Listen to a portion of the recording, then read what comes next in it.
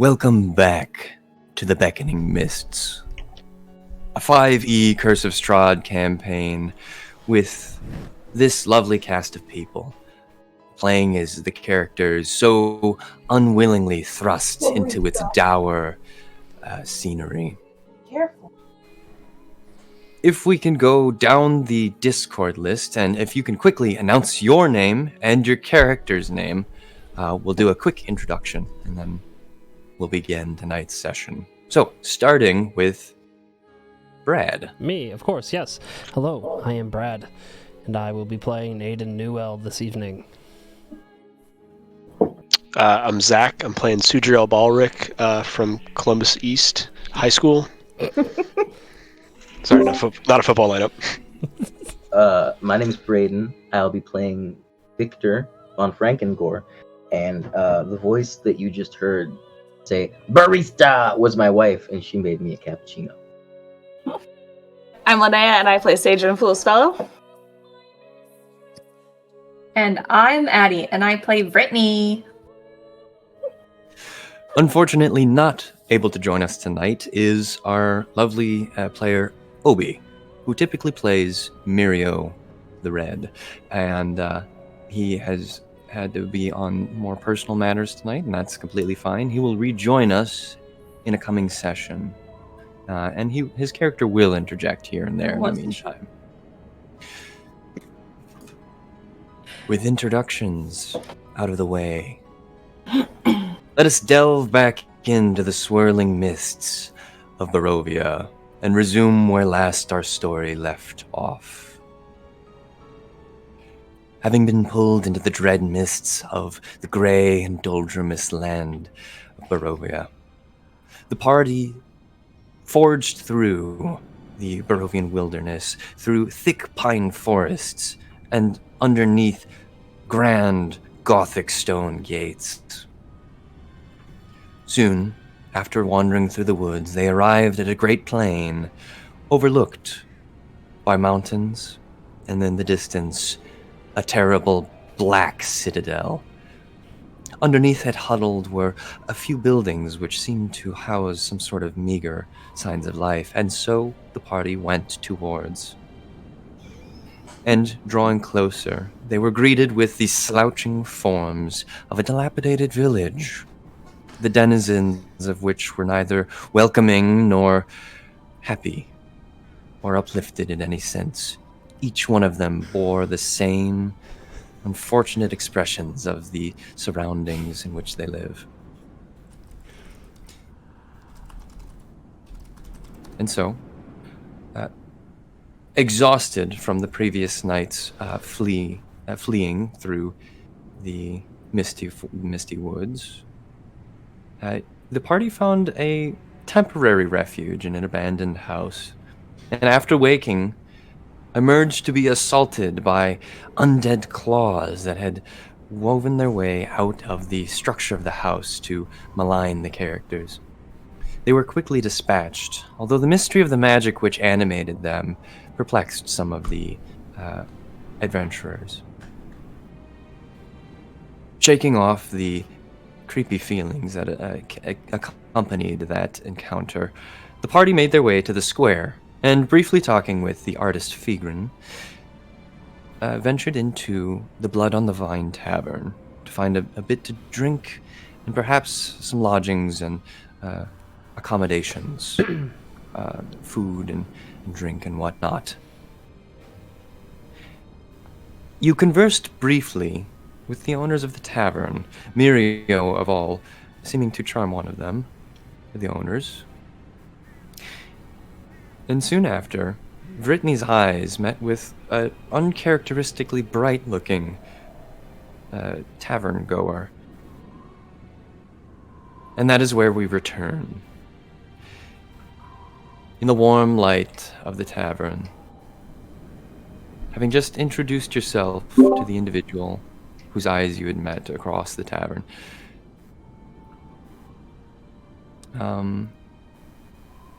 one moment, I just need to make sure that the camera perspective is good. Can everybody see everything? Does everybody have a good bead on what everything looks like in the tavern? I'm still on free cam. I'm so still unless- in I am as well. place between boards. I'm in the thing. I can see it. Yep. I guess I'm just built different, guys. I mean, I don't know what to say. Yeah, you're Sorry, special. It sucks to suck. So You're you know, very special, Zach. That's why I Yeah, got we know. special education. A special Really? education. I'm special educated. It's okay. I'm handicapped. You can take that joke. There's so many more I could go with, but I know this would not make it on YouTube if I I see did. it now. Yep. Good. Gotcha. We would violate every TOS that YouTube has in place in a matter of about 45 seconds. Good. I'm a member of Free Speech Gang. YouTube won't stop me. All right. The fireplace crackles, and its percussive lilting beat forms a sort of backdrop for the creaking of the wood boards as Mirio sidles to the counter.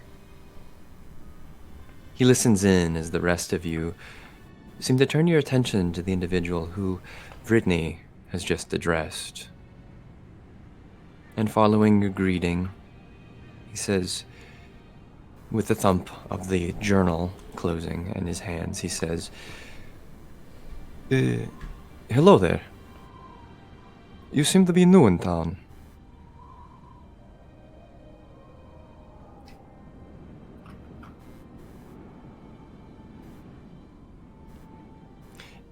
There are two of you which have approached the table. The first being... Oh, I have completely mixed up characters. Lol. I saw the wrong character. Rather...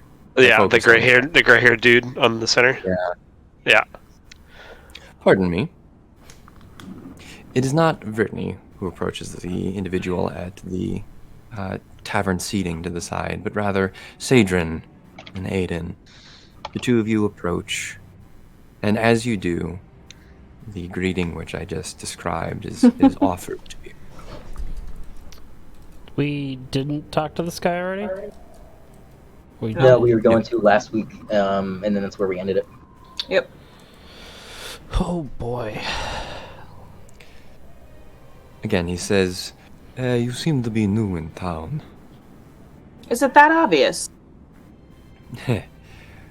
He flashes a wry grin before continuing. Yes. We don't find many people like yourselves. Remind me, what races are you in particular? Human. ASMR? I'm a human. And Victor is as well, I believe. I'm a human. I'm sorry, I thought you meant just the two that were talking. My bad. Sudriel is elf or half elf, right? That is correct. All right. Thank you for helping me double check. Can you describe your character a little briefly, Sadrin?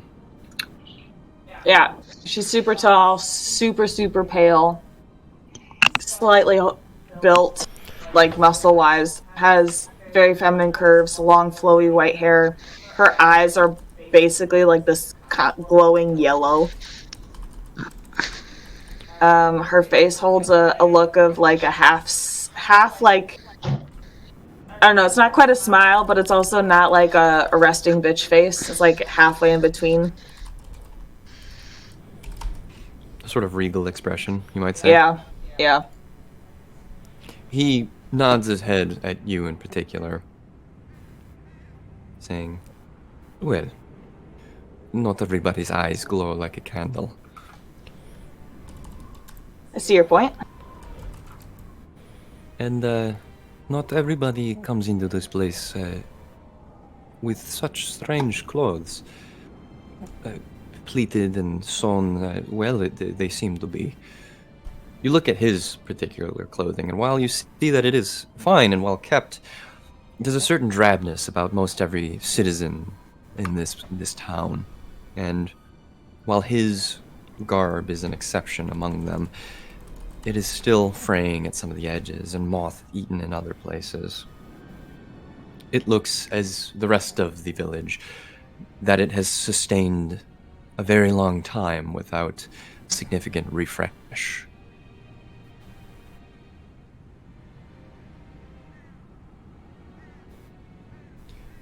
He looks to you, Aiden, as well, and says, although not everybody is so obvious, that is the case, that is true. But your differences are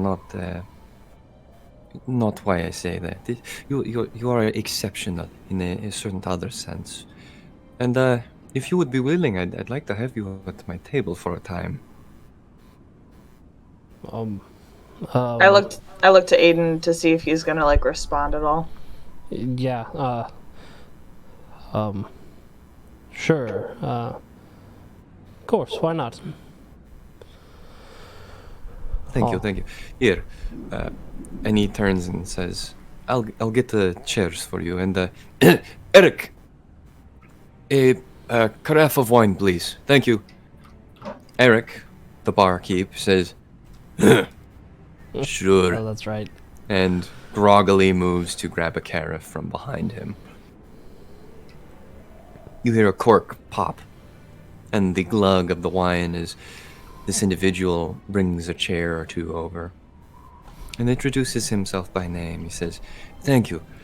My name is Ismark. A pleasure to meet your acquaintance. Ishmark. Sadrin. My name is Aiden. Nice to meet you, sir. Yeah, and you as well.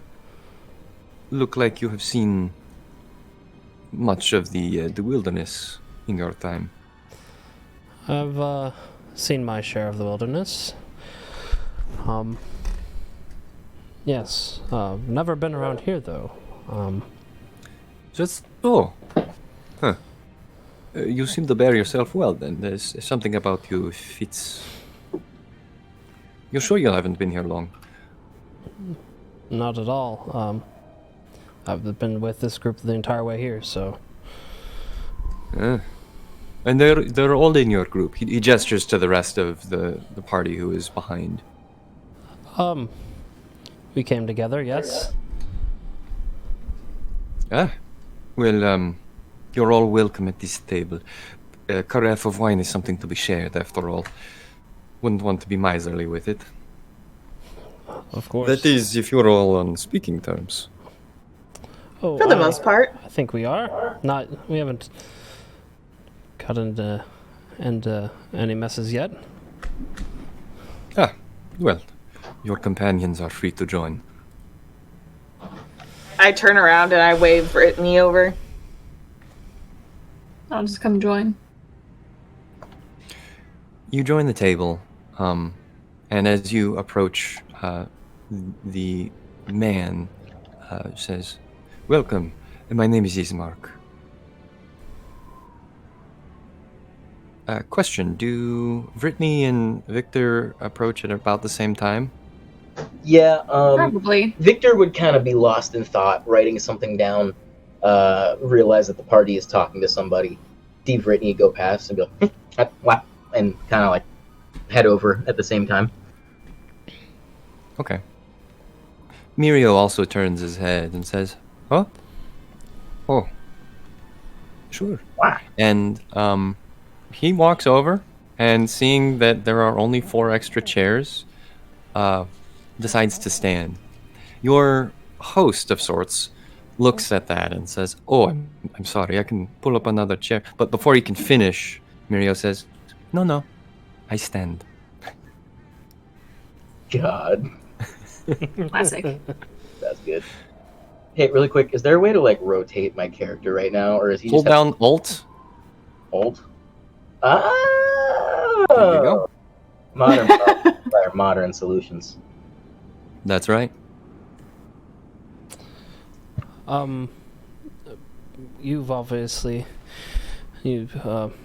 caught us as we're new. Have you been here your whole life? Or you seem pretty well acquainted with the well, at least the barkeep and everything here. So Yeah, yes, I have. I grew up here, in this village, no less. I've seen much of. Well, I've seen much of Barovia, and at the same time, none of it at all. There's more to it than just this place, if you can believe it.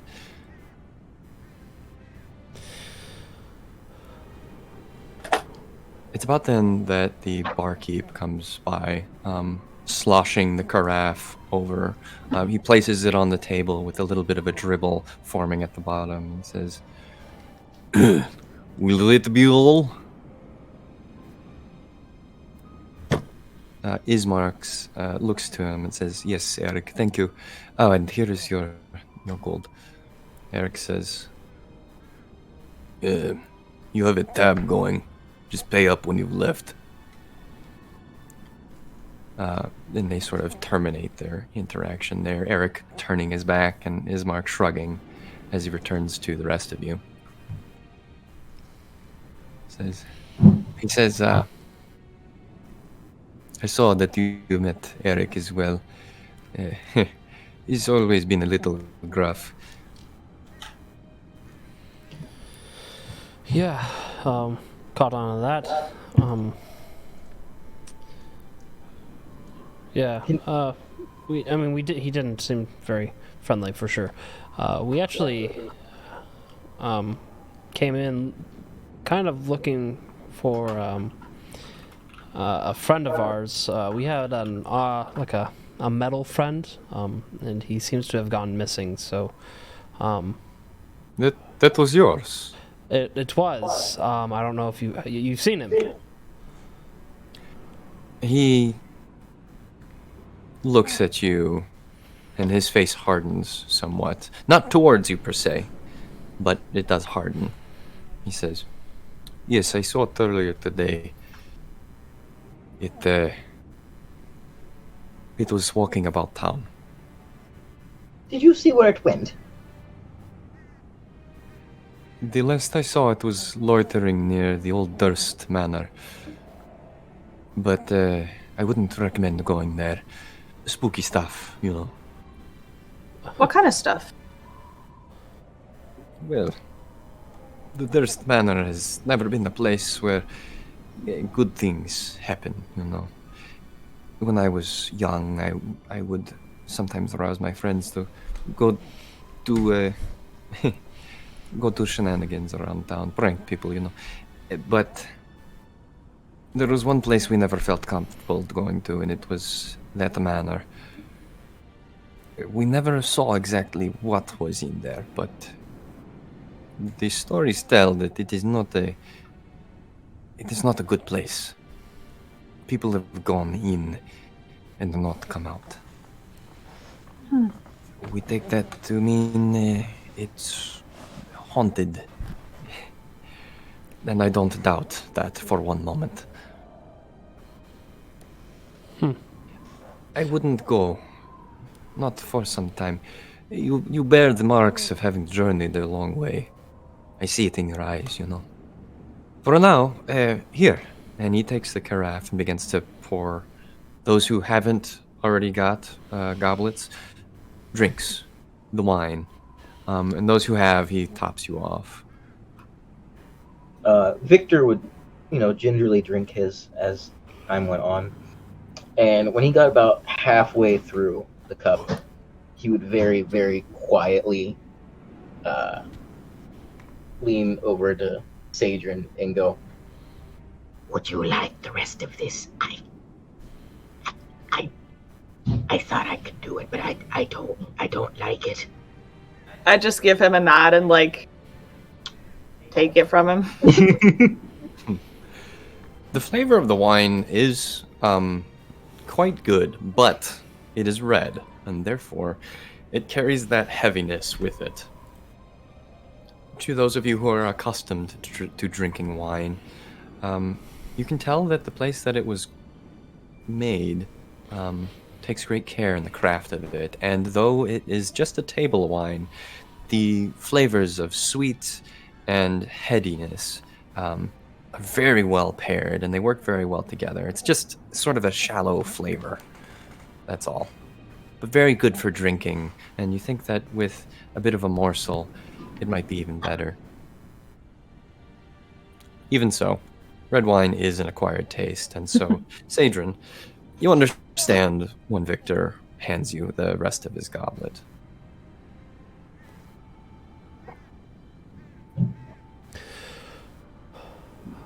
I know you said we shouldn't venture out to it, but we would really like to get our friend back. Do you at least mind giving us directions to where we can find this manor? Ismark grimaces. Hey.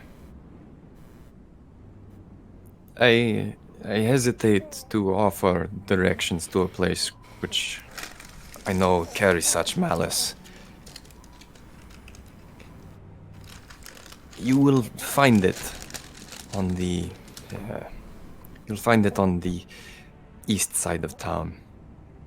But please, I beg you, do not go in there. Not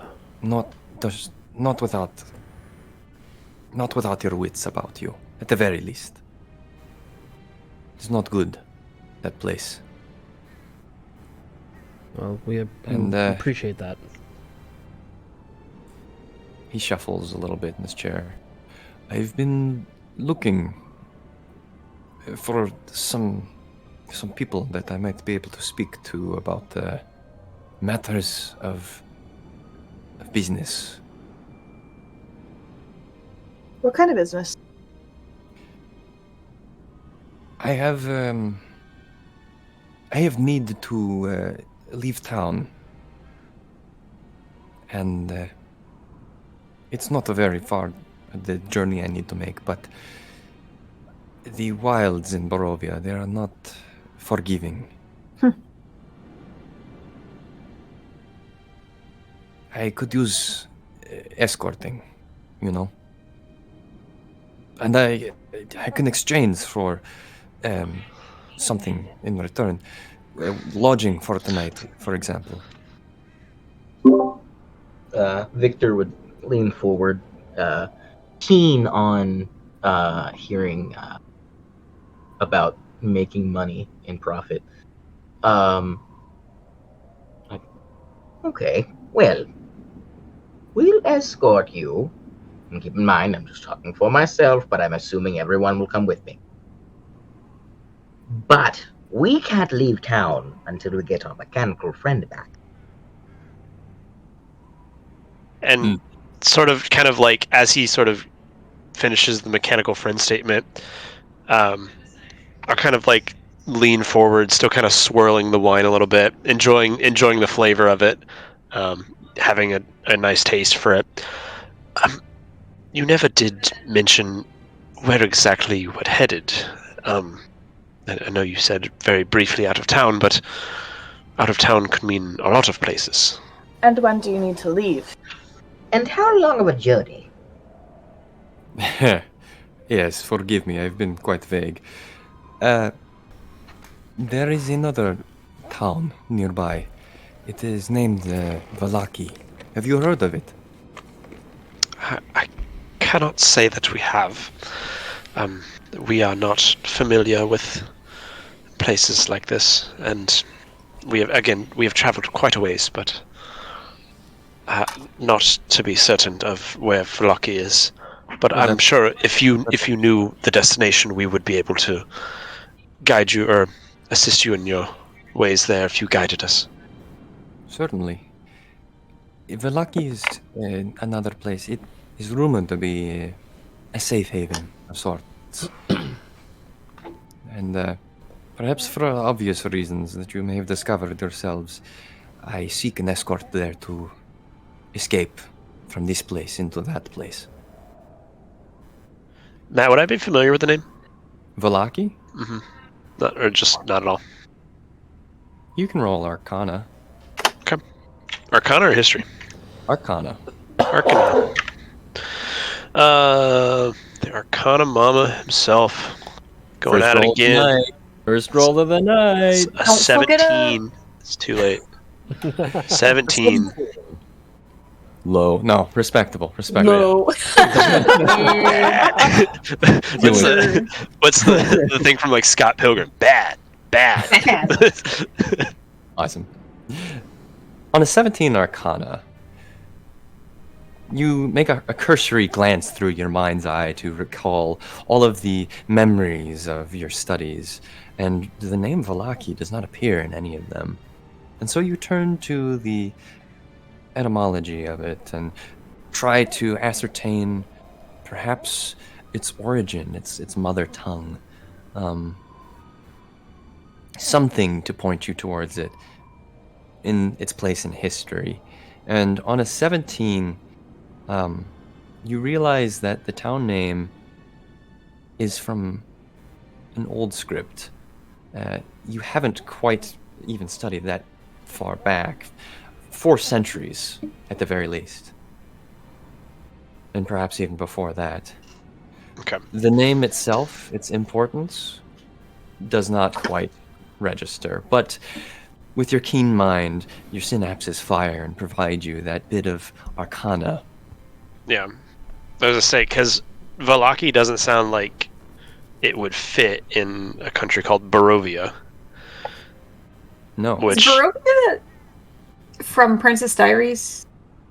Am I lying? You're thinking of Genovia. Genovia. Genovia. Sorry. Yeah, you were It's close so though. close. I was You like, were so close. Yeah, I I was feel like it's I've not. heard this somewhere. It's Genovia. Yeah. Princess Diaries is actually just another group's D&D session being recorded for television. I'd hate to kill you. Player characters meeting player characters for the first time. It would be a real shame. This bit of arcane information crawls to your mind as you consider the Crawls? importance of the name. Crawls. Yes, indeed.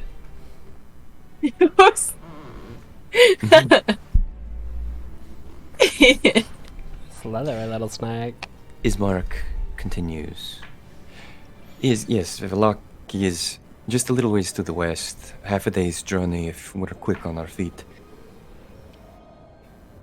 And you want to leave tomorrow? Sooner rather than later. The conditions here are... they require expediency. Although, if you need to rest for an evening, I would be understanding. We would like to, yes. But like Victor said, we also do need to find our mechanical friend before we leave. Well, then I propose, since our group is rather well rested, from our little nap with the hands, The hand. we go look now. We get our friend. The we go hands? rest. I was Oh hoping yes, to we broke forget into an that, abandoned Victor. house for the night. That would be Horrifying. creepy. I actually pull out the one I have. Oh my god, you kept one? I had to study it. I don't know how to. You didn't have to do anything, I Victor. had Oh, to. keep It is that for thing away from me. science. If you start smelling like rot, I'm throwing it in the trash. Okay, fine. It's completely reasonable. I'm just saying, It's I want to see not- what magic it uses. Victor, that's not reasonable. It was a reanimated hand of sorts, and I understand keeping trophies, but that that He is gestures to the hand, bloated and it's a bit frozen. excessive. Yeah. Let him have his fun. It's the most disgusting What? trophy I've ever seen. Yeah, first it's I a wouldn't hand, want to show then- that off. and then next it'll be the arm, and then the whole body. Actually, I will then need a whole brain, but that's a whole other thing. It better not be an abnormal brain. That's all I'm saying. Victor, the only brain that you should be carrying around should be your own. I He knocks on his head. considering my offer. Apologies. This is it. He is a bit eccentric. I see that. How long have you been here? Briefly. He counts on his hand. A day? A day. Well, I heard what you were saying earlier. If you've only been here one night, let me offer you this bit of advice. Do not travel at night. Not here. Why? It, the surroundings, they teem with the devil's members. Those who... They bring danger everywhere. Nowhere is safe once the day has gloomed and turned to night. Victor leans over to Sadrin again, puts his hand up, and goes, I'm not gonna lie. Going out at night actually sounds really fucking sick. I tend to agree with you on that one. I heard that. He doesn't have to, but Victor actually does make that face. Goes, Bogger. I kind of just smirk. I see that you are all a bit eccentric, but truly, if you take one thing from this conversation, do not travel at night. It is dangerous beyond danger, and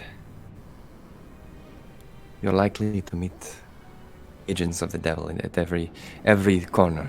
Agents of the devil? Yes. The Lord of Oh. this land. Okay. Fritney, I'm something sorry. tells me that this is not within the 9 hells, but it's just an expression. Oh, okay. I guess that makes it slightly better.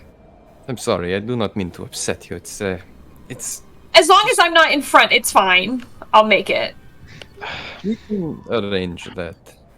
And speaking of, he gestures to a bit of a parcel, you might say, a bundle next to him, and you see the sharp lines of a pommel and the corners of a hilt. He says, I have trained for a very long time to wield the blade, and I will very willingly wield it to your benefit as we go. You think if just a half a day trip, you would have need for such a skill? I know that swordsmanship would be needed on the road. I trained myself for self-defense in this very village for the purposes of defending myself in this village. Look, That's pretty respectful. Respectable. Words. Sorry, my mind just went. As he's giving that speech, I sent Braden a message. I said, "While you were exploring Barovia, I studied the blade." I studied the blade. imagining fucking Sorry. Borovian Ben Shapiro. gross. Well, when you were 40, I was studying the blade. Okay. Sorry about the derailment. Sorry, it just it happened. It just happened. It just went off. I'm very practiced with it. And anyways, the night is coming upon us, and I think that perhaps, since you seem to have agreed already, I can provide lodgings for you and your company. I heard as you were coming in that you are in need of such a thing. Well, yes. It seems that our previous place of tenancy has been indisposed of for the time being. Some place to rest would be nice. What time is it? It is evening, and it Right. was growing dark as you arrived at the tavern. Now you can see through the grimy windows that the dark has begun to take the village in full. And there is no moonlight to this night, just blackness. He says, as you view the windows outside, we still have this whole carafe of wine to finish, of course, and there are less urgent matters that we can discuss first. If we're going to travel together, we might wish to know each other first. I am Ismark. I have been part of this village for my whole life. And, yes, my father is, he winces, the late burgomaster.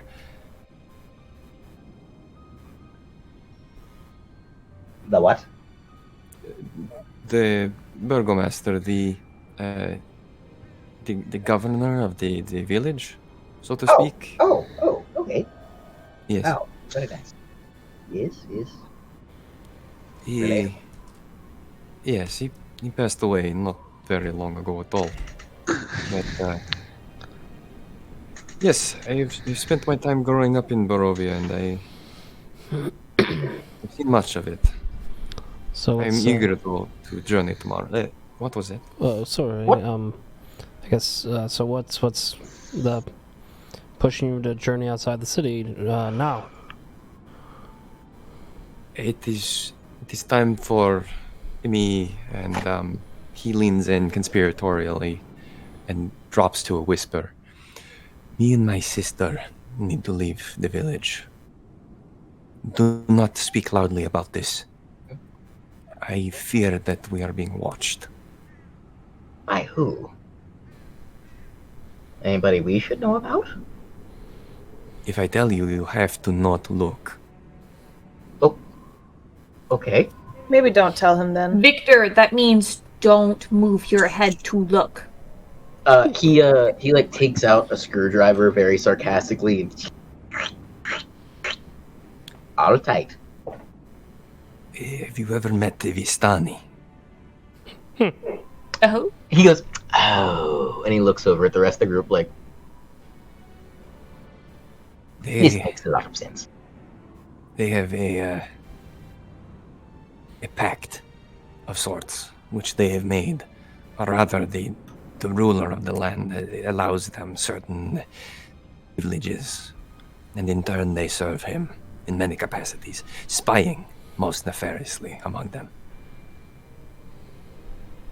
Do not trust the Vistani if you can, and please keep your voice down among them.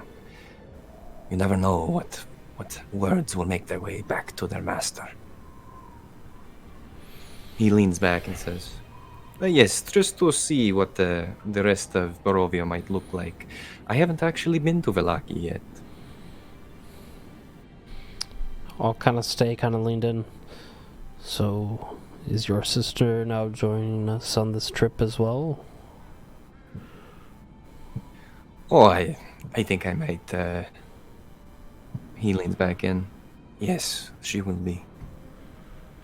She is more important in this equation than I am. More important. Why is that? He winces again. The devil has taken a shine to her. He preys upon us all with his presence up there in the castle, but with her, he's deluded. He says he sees so much in her. Who? If you ask me, he's crazy, but there's nothing I can do except try to escape from under his shadow. And you do recall the village, that it is situated under the Pillar Rock, which lofts up that terrible castle, that black spire. You connect the dots in your head, all of you. Whoever this man is speaking of resides in the castle, and undoubtedly is the lord of the land. Twice already, he has stolen into my family's home and fed upon her. Victor leans over to Sadrin again. What the fuck? If this is the same woman that you speak of, I do believe I have heard of her very briefly. I've read a message from your late father. What? May I see? In some place more private. Ah, yes. And that is good of you. I did not know I would find such astute company. You're quick. Yes. Perhaps we should return to speaking of other things. But do not reveal too much if you can help it. So, at that, Victor is kind of like tapping on the table very anxiously, almost agitated. Oh my god, kitty! Almost agitatedly. So it's like, so I hate to be that guy, but when will we be going after our robotic compatriot? I know you said we shouldn't go at night, but I'm feeling pretty fine. And you said you want to leave in the morning. So, what are we doing about this gang? That's kind of our thing. That's the whole reason we're here. Terrible things go on in that house. I must warn you one last time. You, of course, are your own individuals, and I will not encroach upon your agency, but please, heed my warning. It is not a place to just go traipsing into.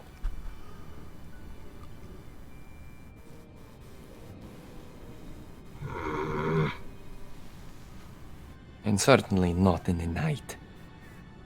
Well, will you allow us some time tomorrow in order to find our package? We can spare some time, of course.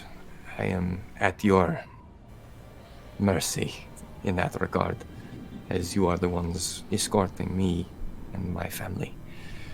But please, just take a look and do no more. Find what you can and get out.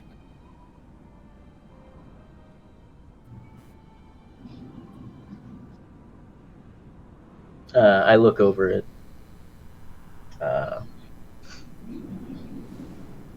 Zach, what's your character's name again? Because it's not written down Sudriel. anywhere. Sudriel. Thank Yep. you. I'm gonna write it down. Look over at Sudriel and I go, well, you're the boss. If he just wrote it down, you wouldn't need to. I'm writing it down right now. If I can find something to write it down. No? Well, in my humble opinion, I feel the road has taken a toll upon us all. And like you said, this is not the proper place to discuss business, so instead let us drink and forget about the troubles of the road. Let us enjoy the time together, as friends and as new acquaintances. Ismark smiles at that and says, Up. Yes, I like the way that you think. To a night of wine. He raises his glass and takes a drink, toasting you as he goes. And as I he raise mine. raises the glass, yeah, just kind of a half raise, just... I'll down mine and then I'll start sipping on Victor's. I'm gonna raise mine super high and like yell a cheer.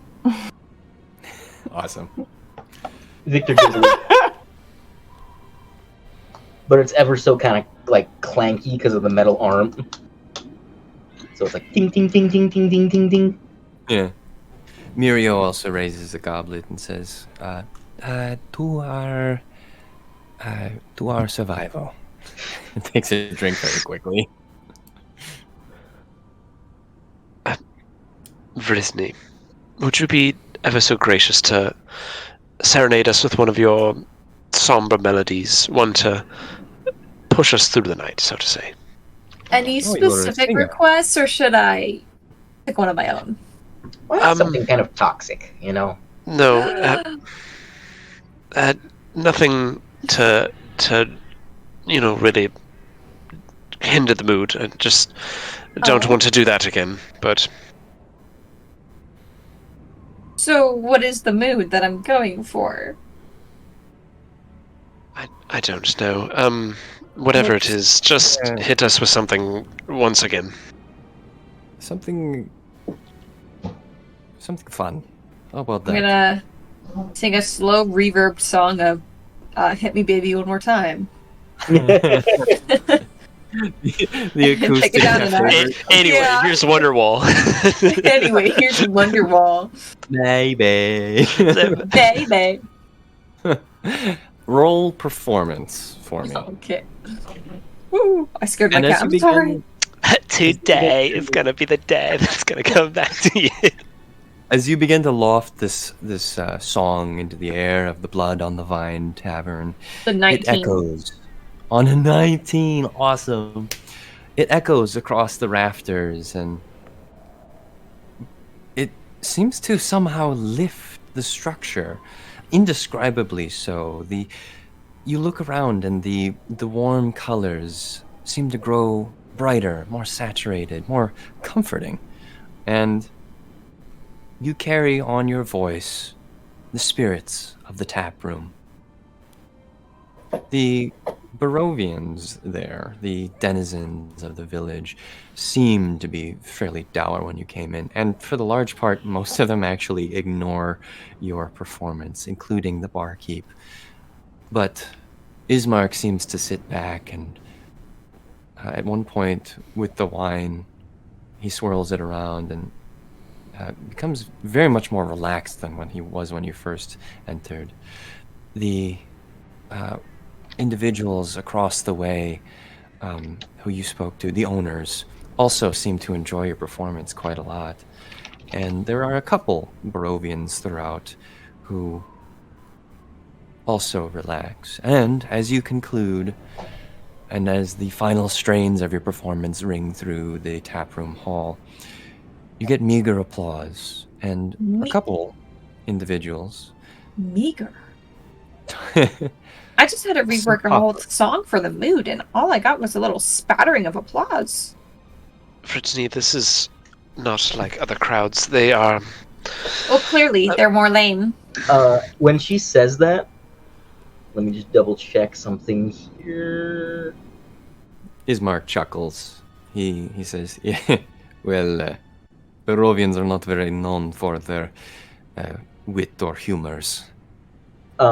So when she says that, I'm gonna pull out one of my little magical tinkering devices that can do like the 6 seconds of a recorded message, and it's just gonna be me recording, going like a crowd. And then But it's just you alone. It's just him screaming like it. screaming into this little device. You Wait, I'm gonna hear. Do you just start playing it? I like kind of like very quickly like go beside the table and then go like just like play it, Under the table. and then just go like, oh wow. No, after I hear that, I'm gonna be like, "Oh my god, is somebody getting hurt? Did anyone hear that screaming?"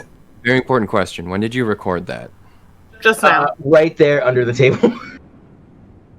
So like, when I you literally- recorded when you record the audio, let's say, it sounds exactly as you uttered it just then. But as you draw yourself back up and proudly press play, so to speak, the sound is warped and contorted, and the screams are more blood-curdling than when you first Oh my whispered god, them. is something happening outside? Didn't they say stuff happens at night? Brittany, no, it's nothing. And I'll kind of like push like his arm down and like push the mechanical device like back under the table.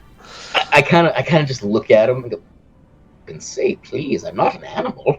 And he just turns it off and puts it back in his pocket. No, but What you was- happen to think like one. What was that? He just like looks at him. He's like, "Nothing." Was that you? Perhaps we should go check that out. I think Brittany might have been right. There might be someone outside who needs help. His eccentricities no bound. Why don't you go check outside?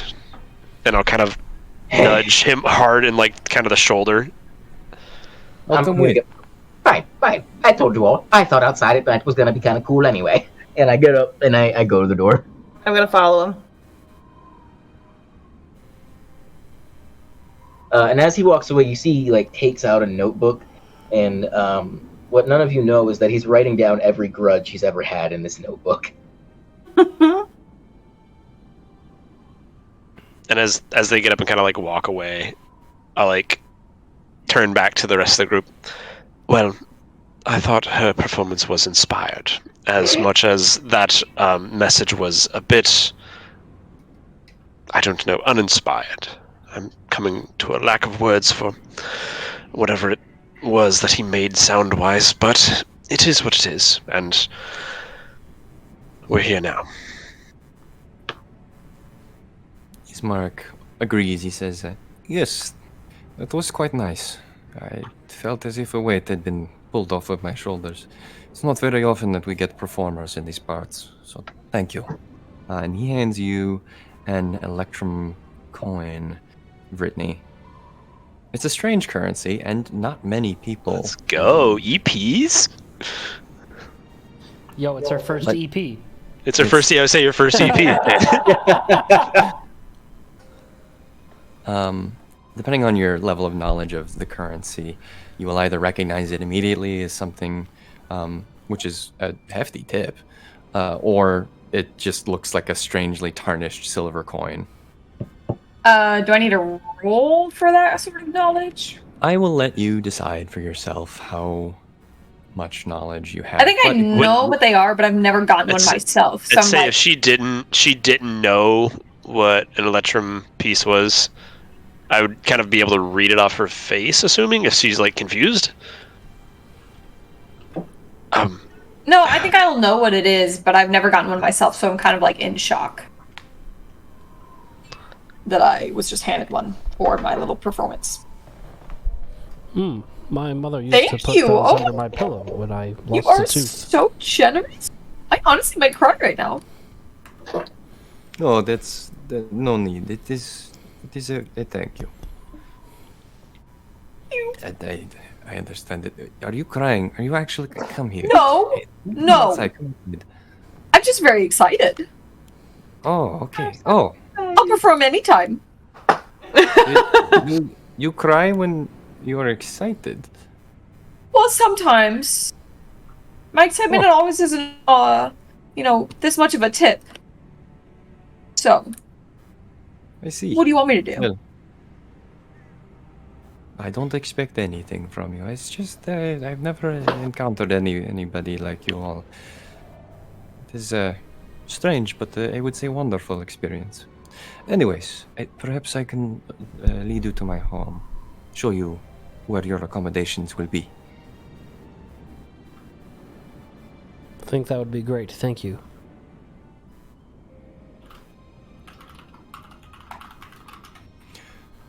Ismark gestures outside.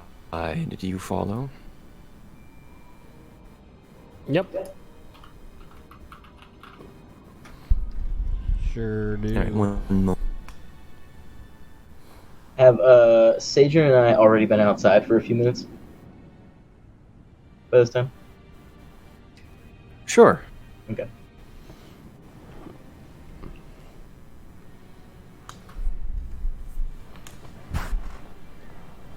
What would you have said while you were outside? I would have lit up a pipe if you would allow me to have one. Sure. I know we hadn't discussed that, but Yeah, I mean, a pipe's a pipe. okay.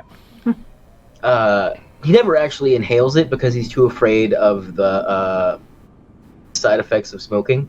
Braden, you're But- not supposed to inhale anyways. I know, but you know. What do you mean you're not supposed to inhale? It's not a cigarette. It's like a cigar, bro. Yeah, but You don't inhale cigars. You don't Puff. inhale pipe You smoke Or either. pipes. Puff. But anyways, it just helps him think. So he's kind of sitting there, scheming a little bit. And at one point, he would have been like, "You want to go check out the creepy house?"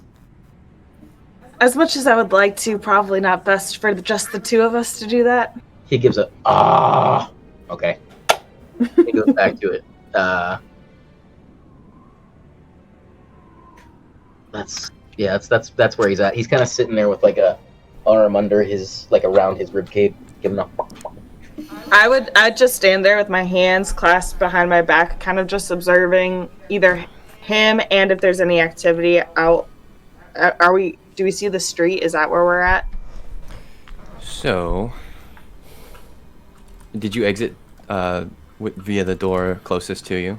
Whatever door he went out of. So. The door we came in. Oh, there we okay. go. So yeah, I'd be observing him as well as any activity out on the street this late at night. Yeah. Go ahead and roll perception.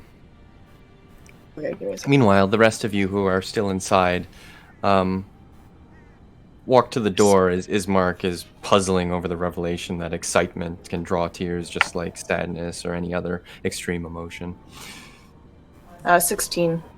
A 16. On a 16, you look around and monitor the streets of the village of Barovia. And you look down the way to see a glitter from one of the alleys. Like, And then the silhouette, you think of curly hair. And then in the same moment where you try to focus on the gloomy alleyway, the visage has disappeared.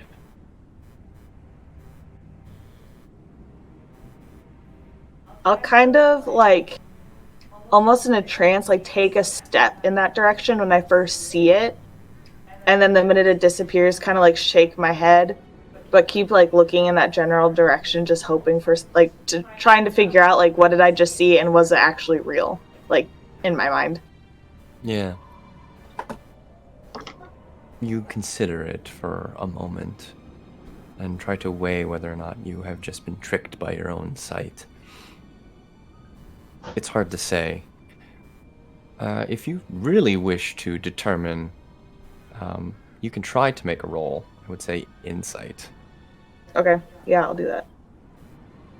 Oh boy. Ooh, 19. On a 19, you know what it's like to lose something in your vision, and you know the mindset that you have to occupy for that to happen. Often it is when you are overtired and your perception, your mindset becomes slippery. Now is not one of those times. The crisp air hits your face as you consider whether or not you've just seen anything. And it rejuvenates you, reminding you that you're in a good place to understand that what you just saw was definitely there. And now it is not. Somebody ducked into the alley and appeared to have been watching you, those glittering points having been the glisten from pairs of wet eyes. Don't like that. Don't like that one bit. No. He's gonna.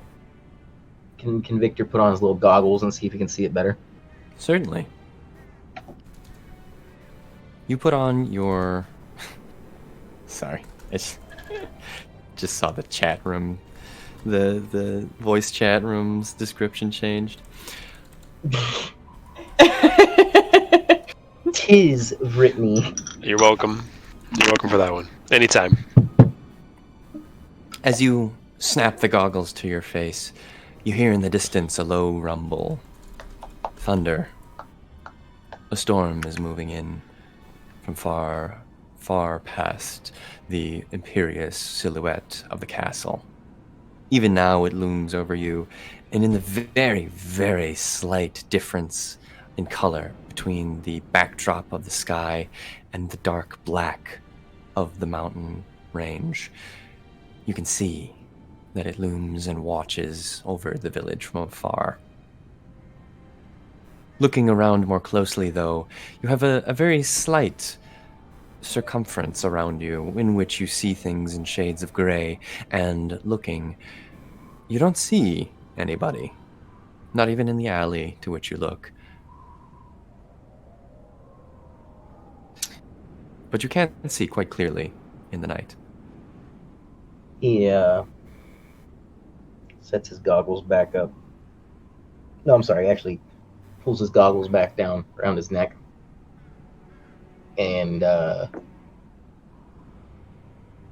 you see him kind of very cautiously take a vial out of his belt, and on his shoulder there's some like what I would say like ports. You hear like a tss and a tink tink as he puts it back, and kind of see him position his arm a little bit more stiffer on his side. He goes, "All right, maybe wanting to explore at night was a little ambitious. We should go. I don't like that." And I'm not really paying attention to what he says. If anything, I'm almost in like a daze. Still staring into the alley that I saw that quick little gleam in silhouette. Do we notice that? Hmm? Sorry, I didn't mean to interrupt you. No, you're fine. You're fine. I was just asking if we noticed her doing that. I mean, you certainly could. Sadrin. And I kind of give a like in front of her face. I'm sorry. Did I just? It was probably nothing. No, did you see something? I think so. And this made it sound very weird, but it seemed familiar. Like if I could see it in the light, like I would know what or who it was. I don't know. Crazy. Anyway, you were saying? I wasn't. I was just saying we should move on. Okay, yeah, sure.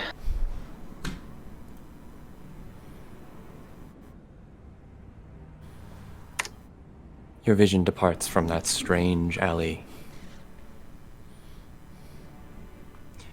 And you turn to the door, which is just beginning to creak open.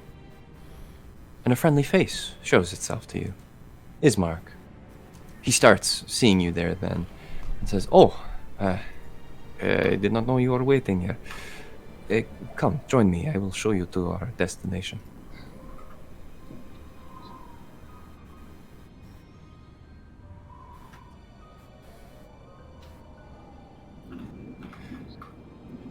And you guys are free to join me.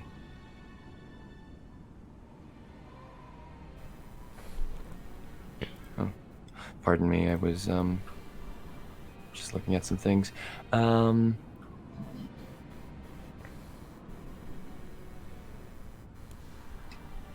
If you don't mind, I think we'll take it a little bit to theater of the mind for a moment. Hmm? Just one moment. I want to position the camera and give a nice vantage.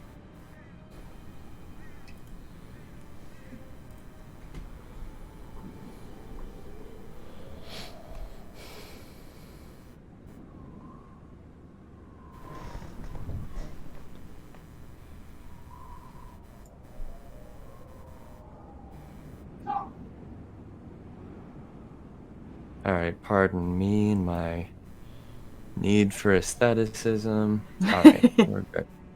Gosh, what a freaking artist, dude. Yeah. What a way to go. Somebody who's got like an eye for talent and like creativity. Gosh. Ugh. Makes me jealous, dude. Oh. How fucking dare you go to give us full immersion in tone Bro. for this campaign? Alright, I get it. I'm sorry for saying sorry. I'll stop there. Ismark greets you at the door with that startled interaction and then says, "Come, we'll move quickly. I think my sister is expecting me back, so it won't be too much of a bother for her." He leads you down the central thoroughfare of the village. As we head out, I'm gonna throw a quick glance back over my shoulder to that alleyway.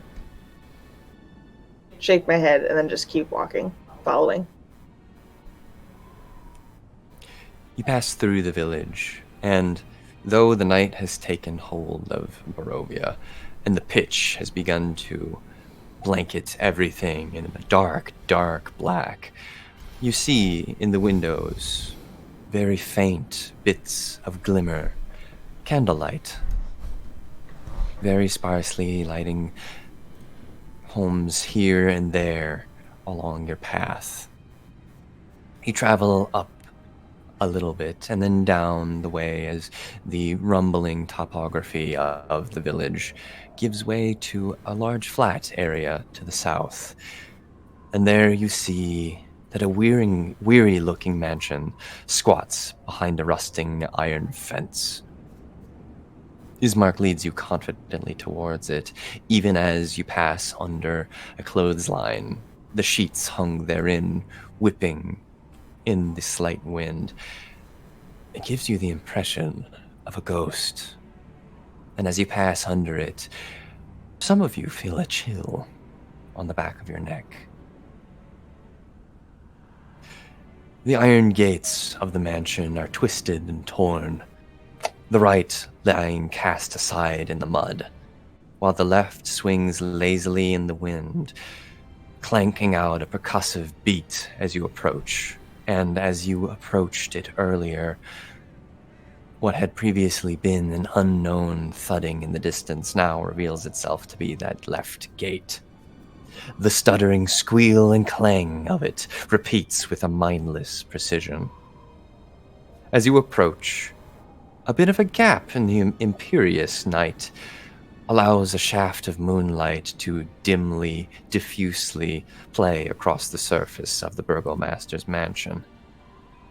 And you can see that weeds choke the ground, pressing with menace upon the house itself, crawling up its exterior in vines and briar.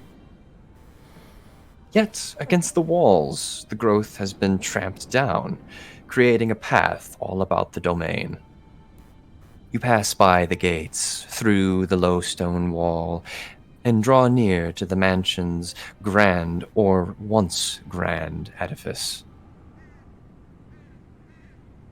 And it is as you approach the perimeter of the building that you see the damage to it. Not just the pace of time and the wet of rain and the mists, but there too, against the walls, heavy claw markings. They've stripped the once beautiful finish, you see, of the wood, and great black marks also tell of fires that have assailed the mansion. Not one pane glitters, nor a shard of glass glimmers in the windows. And as that pale bit of moonlight begins to pass, shrouding it back in darkness, you see bars of wood have paneled the once windows shut. All of them are barred with planks this way, and each one is marked with those stains of evil omen, the scorch marks, the claw marks, and it is as you rise, ascending the front stairs, and Ismark knocks with a hollow rapping upon the door, that you find yourselves feeling a little bit like you're being watched. Does anybody need to take a break? I need to go Think grab so. something, but it'll take me like a couple seconds. So we don't have to take a break. I might just go grab it. That's fine. Okay. Good. Yeah. All right. Yeah, I'm good. Just thinking about something else. Sorry. You hear a thudding from inside, and then a cautious, "Who is it?" A feminine voice, a little higher than Ismark's, and a little different too.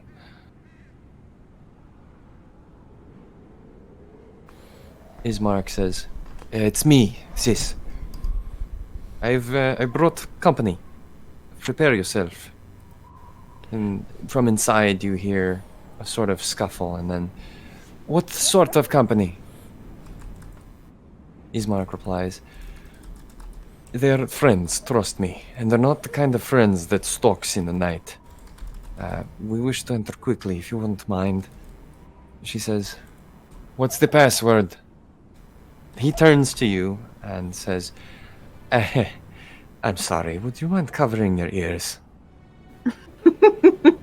And graciously doing so, I'd take a step back and just kind of put my fingers in my ears just to kind of plug them up ever so gently.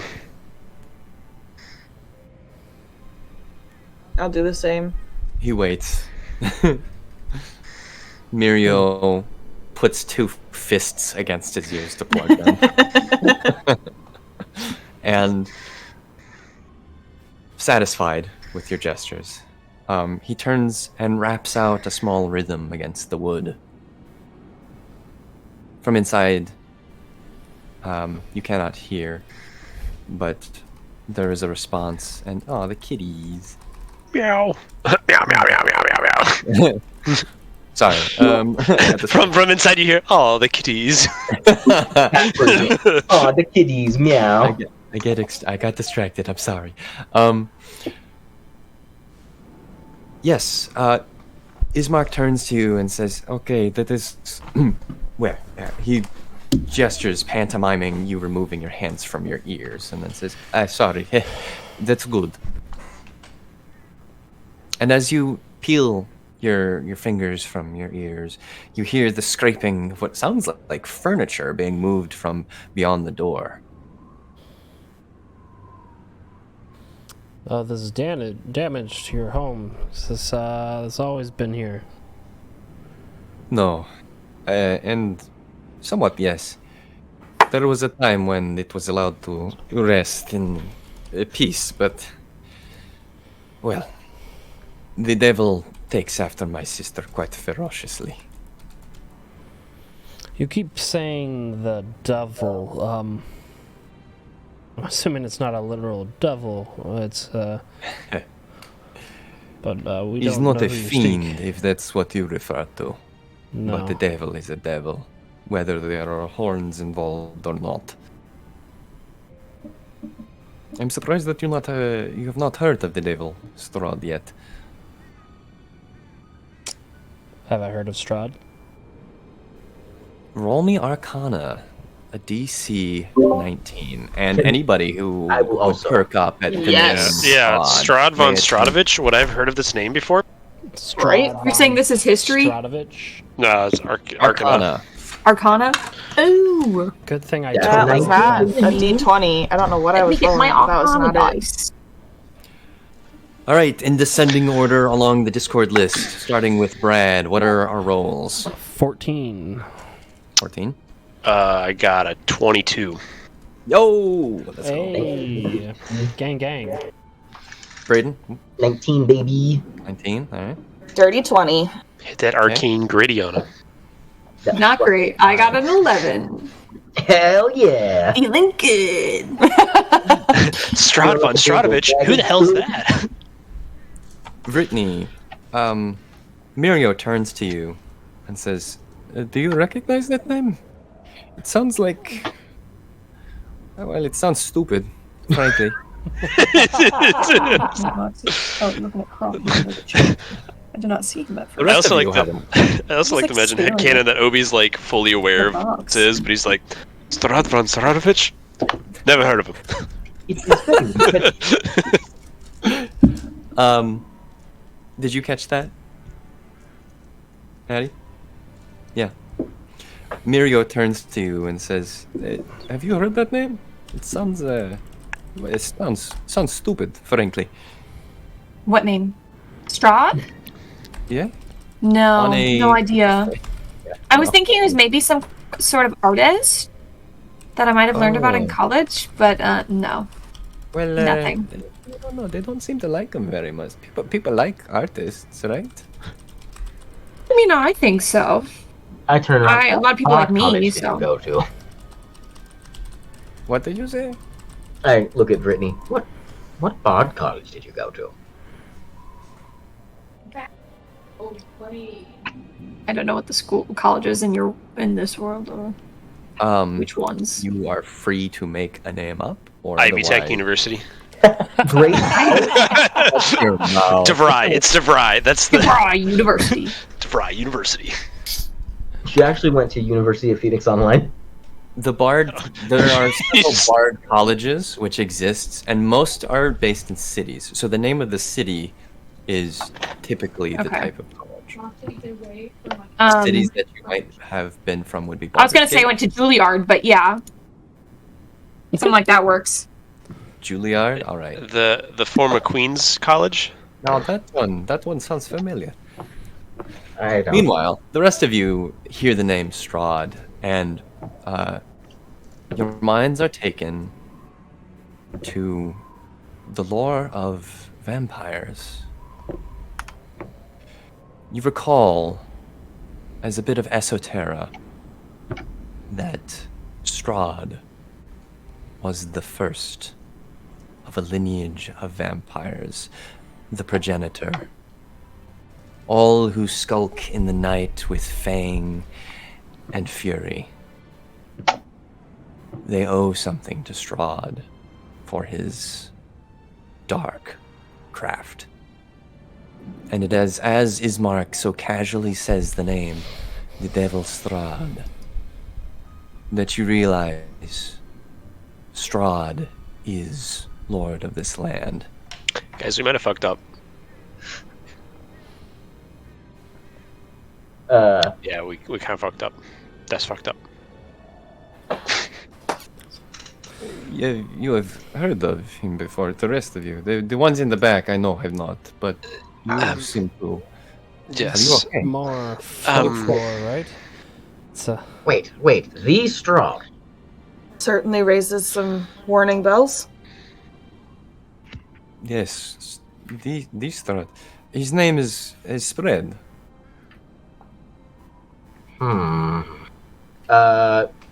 I would know of all of the absolutely insane knowledge Strahd would have, right? In general. No. I wouldn't. You I would wouldn't- just know Nope. that he was the first vampire. Okay. I apologize. Jumping the gun there. Well, that is. We are plagued by him. It is the punishment for some long forgotten sin. is it true? Is what true? He's a vampire. Yes, very unfortunately, for it is my sister who he is taken to. And just then, the door opens. And Wouldn't that... a very noble-looking lady steps out. A bit of light splashed across her from the lantern that she carries in her hand. It creaks slightly as she steps out onto the front stoop. She is beautiful, and she has long hair which has been taken into a bun. She wears sort of nightgown clothing, as if she was getting ready to go to bed, and says, "Ah, there you are. And your company. Quickly, come in. I do not wish to have this door open for very long." Matt, is she significantly more pale than what her brother is? No. In fact, she is like her brother in the sense that they are not quite as pale as some of the Barovians that you've seen. They Okay. have with them a sort of vitality to their skin. Okay. Say the taking a liking to her, in my mind, has set off a few things, but I was just in that because you left out that detail. Yes, thank you for asking. And if any of you have questions like that, please do ask. I'm happy to. So how long has she been a vampire? Lol. And why do I have to kill her right now? The castle, is it viewable from here? The castle is imminently viewable from every single angle except for the forest. Not if I close my eyes. When you're when you were in the woods approaching the fields of Barovia, you could not see it. But as soon as you entered, it has plagued you ever since. And you look now to see that as the moonlight again breaks through the overcast skies, not as a straight beam, but as occluded light, The silhouette of that dread castle looms large in the distance. Ismark says, "And there is his infernal abode. Come inside. I wish to be indoors so as to avoid its gaze."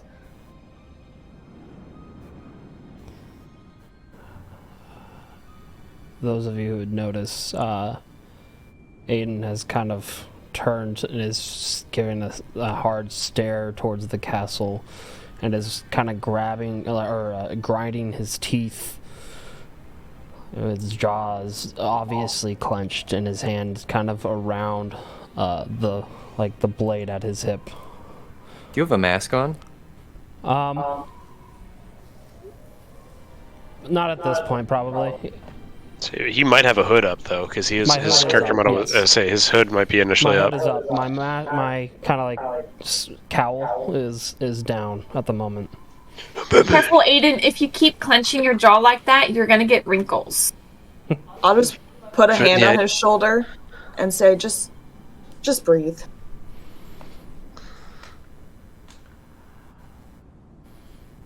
Well, we should go inside. Check your DMs for me, would you?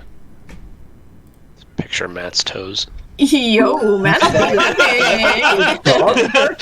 Thank you for playing in character. Here's a picture of my feet. I'm actually going to kick you. Would it not be so long? Like physically, like please, yes. Oh, God. I think Zach's going to kick him with like the bottom. Okay, but Matt, you walked straight into that one. I'm telling you. Yeah, that one's on you though.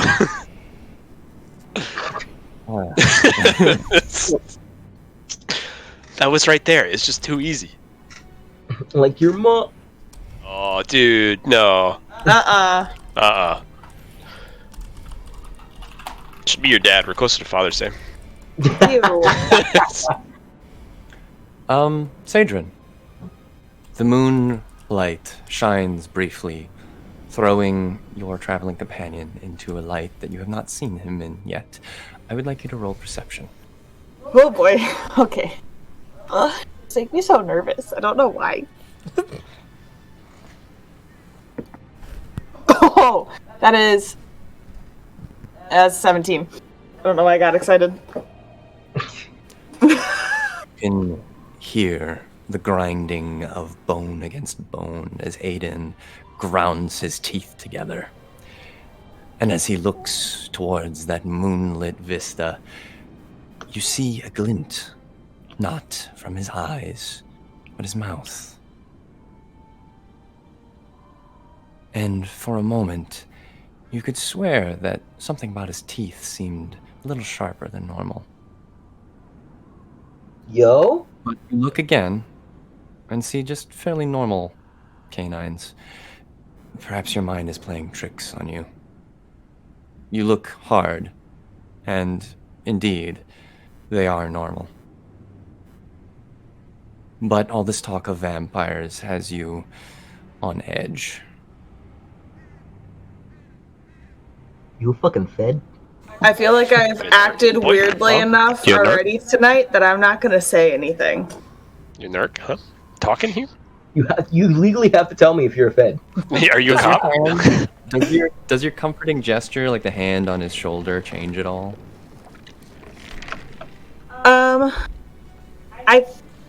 It would probably like tighten ever so slightly, like that.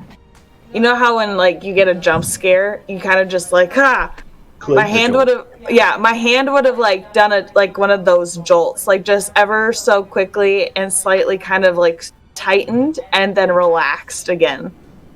But I would keep my hand there. I wouldn't have pulled it away. I'll react to it kind of. We should go in. Quickly, the shaft of moonlight disappears from his face, and his familiar hooded visage disappears into the doorway.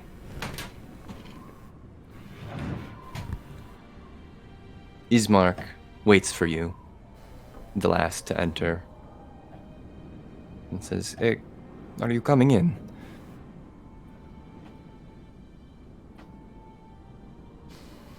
I throw one look over my shoulder and walk in. And as the moonlight fades, casting the castle back into darkness, the door shuts with a click, and then a latch, a bolt driven across it. And then you help Irina and Ismark push the furniture back into place. And together, you retire into a larger room. Well, we are going to take a brief break. So, we're going to take a 15-minute break. Do what you need to, refresh your mind, and at 8:55 sharp, we'll be back and playing. Sweet. All right. HM. Good. See you then. All right. Right. Sounds good.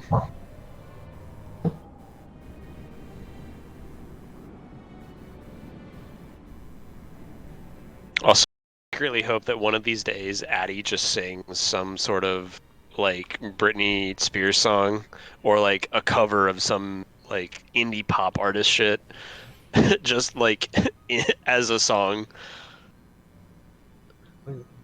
Oh, you've never heard of Florence and the Machine? Oh, you want me to say that like in game?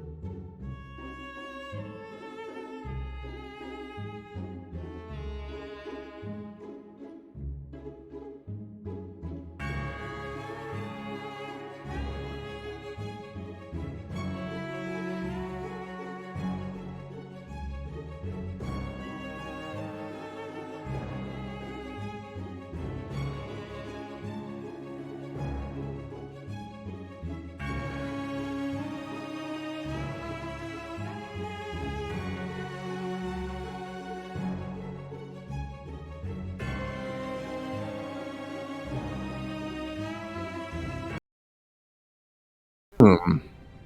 In the moments following your entrance to the venerable burgomaster's mansion, the door clicks shut behind you, and you begin to lug the furniture that was bolstering the front door back into place. As you go, you are afforded a brief moment where you can sort of survey the mansion without watching eyes upon you. You see that the interior is well furnished, yet the fixtures show signs of great wear. Noticeable oddities are the boarded up windows and the presence of holy symbols. You see in the entry that 3 are bolted onto the main supports on either side of the room, and then your boots crunch as you walk into a line of salt which has been poured around the door.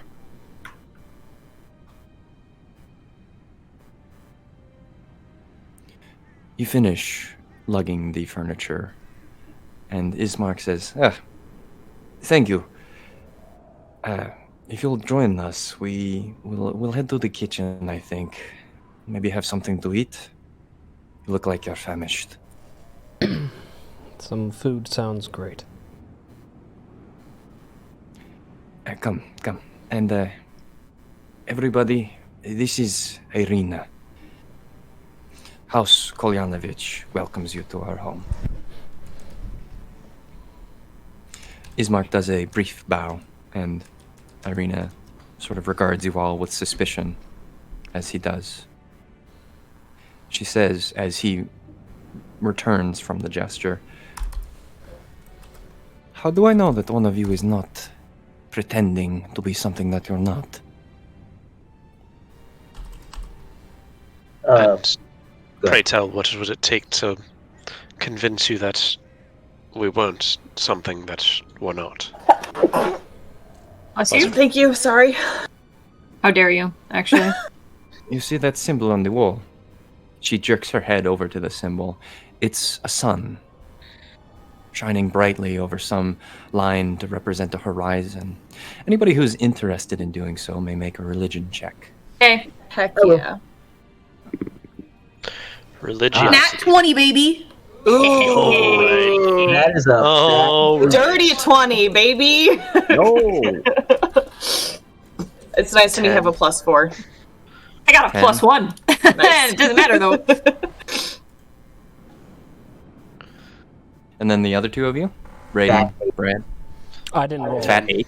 Fat 8. Okay. You didn't Dude. roll. Okay. On... Okay, so everybody except for Aiden and Victor. You look around and see to where she is drinking her head and recognize the symbol. Brittany, faster than all of you. It is the symbol of Lathander. Or at least you think. It's slightly Lathander, Lathander. god of the rising sun, of dawn and renewal. You look at the symbol and then look back to her. She says, "Touch it. Place your hand bare upon it. And stay away while you do so." She backs up past the foyer into a main hall and then waits, watching. and with no hesitation, just kind of drawing my hand out and just walking up and just kind of placing it on the symbol, not caring at all. You place your palm against the symbol, and it feels rough. You look and see that while this is one of many symbols around the house, it is also well worn, dry. The wood is as if it hasn't been maintained. Such is the nature of things which are hung up and forgotten.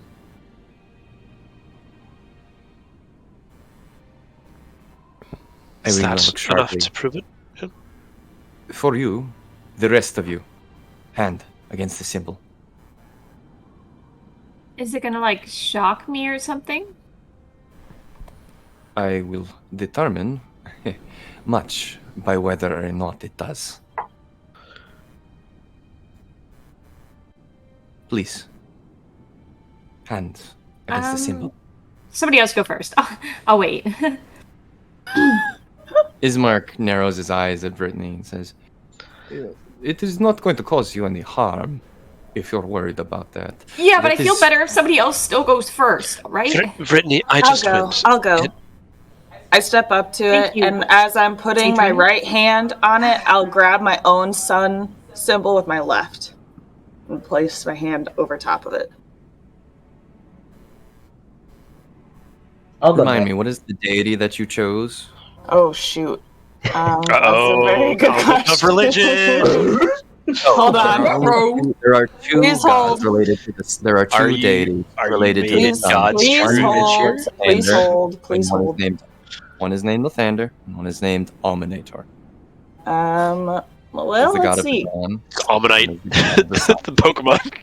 Quick, shut up, dude. Oh my gosh. Praise the Helix. Praise the Helix. It's in my second document, so give me a second to get that pulled up. You grasp the holy symbol, and while you're looking that up, I'll narrate. You grasp the holy symbol and touch the one against the wall. And Ismark says, "Oh, well, if we had known you were wearing one, that might have changed things a little bit." I can take it off if you'd like. No, best to leave it on in these parts. You can go on ahead. Who's next? I'll go next.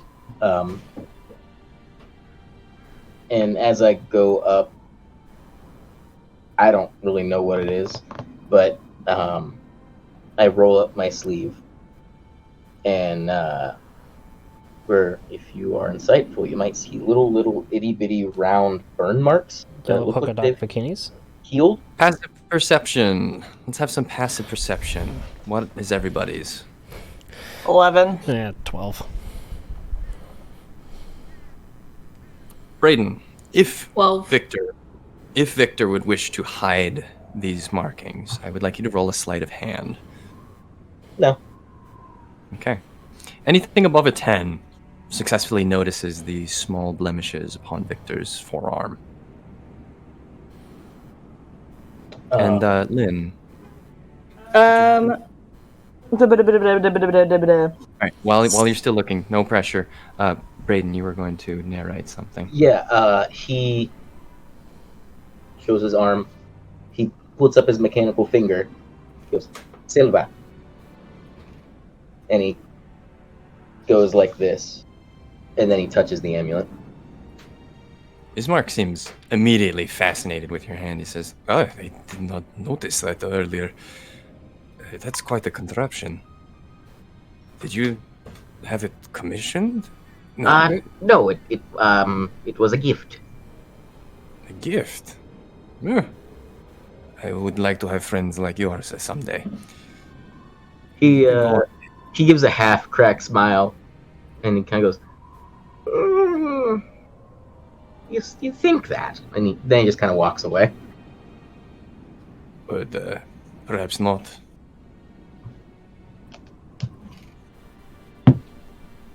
Interesting answer that I've just received. It seems while this particular deity is not in your pantheon, you still recognize that it is member to another, and gripping the holy symbol, which you know to hold a very tangible power, you successfully pass the test, so to speak, and continue on. Cool. Ismark says, "All right, that leaves 3 of you." Mirio steps up and says, "I will do it." And in typical Obi fashion says that. And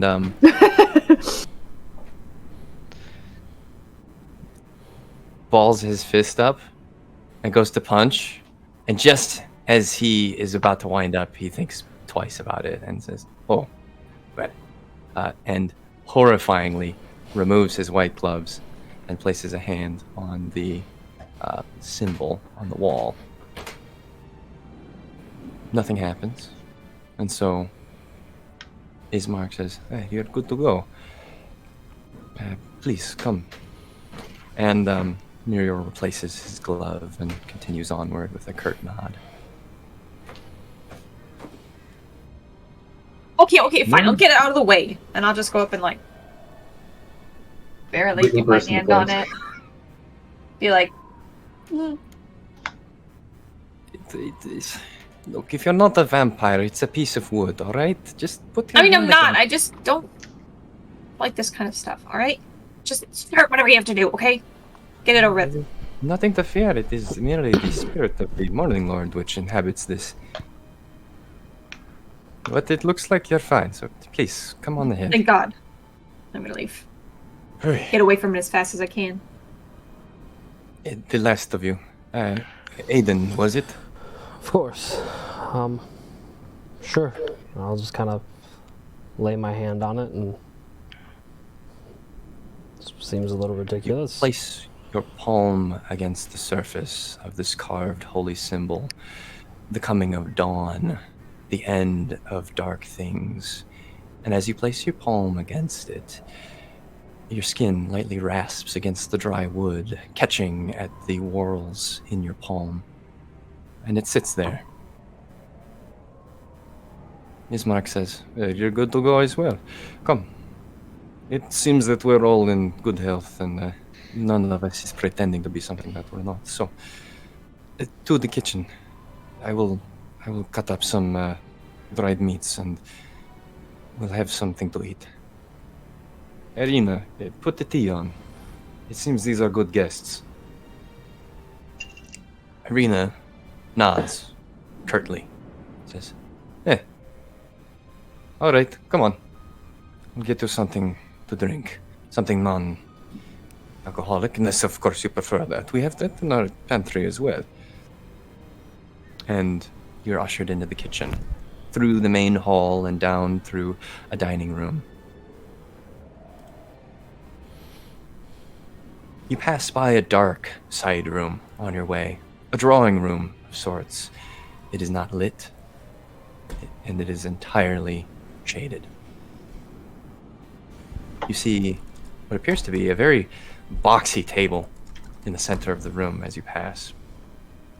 But before you can make it out, you're already past the doorway and moving swiftly towards the kitchen. Entering the kitchen, then, you see that there is already a bundle of coals lit in the furnace, and Irina stirs them up briefly before placing a kettle atop them. She opens the top, pours in what looks to be a number of sprigs of some sort, and then sets the kettle on top of the fire to begin warming up the water, boiling a pot of tea for you all. Ismark, meanwhile, rounds a small island in the kitchen and goes to a pantry door, pulling it open and revealing a well-stocked assortment of cheeses and bread and meats preserved for eating at any time. He says, "If there is any preference towards what is in your meal, we have many dried goods. If you want something fresh, I'm not sure we can do that at this hour, but there are other food items available to you. Please, have a seat." And he gestures to a small set of bar stools huddled around the island.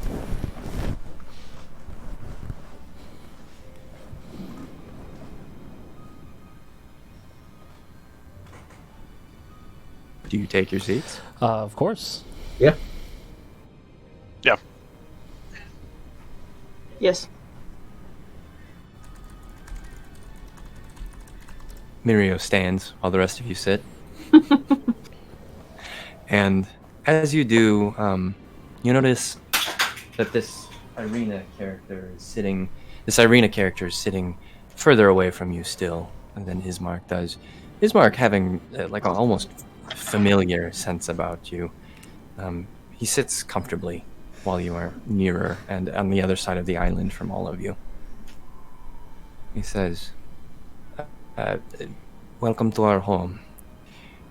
I apologize, it is in a little bit of disarray and we must keep some precautions about us, but we're glad that you are not agents of the devil.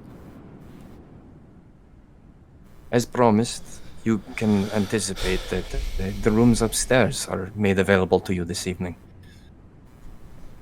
You might have to do 2 to a room, but the beds are comfortable there. Thank you. We appreciate it. Very welcome. But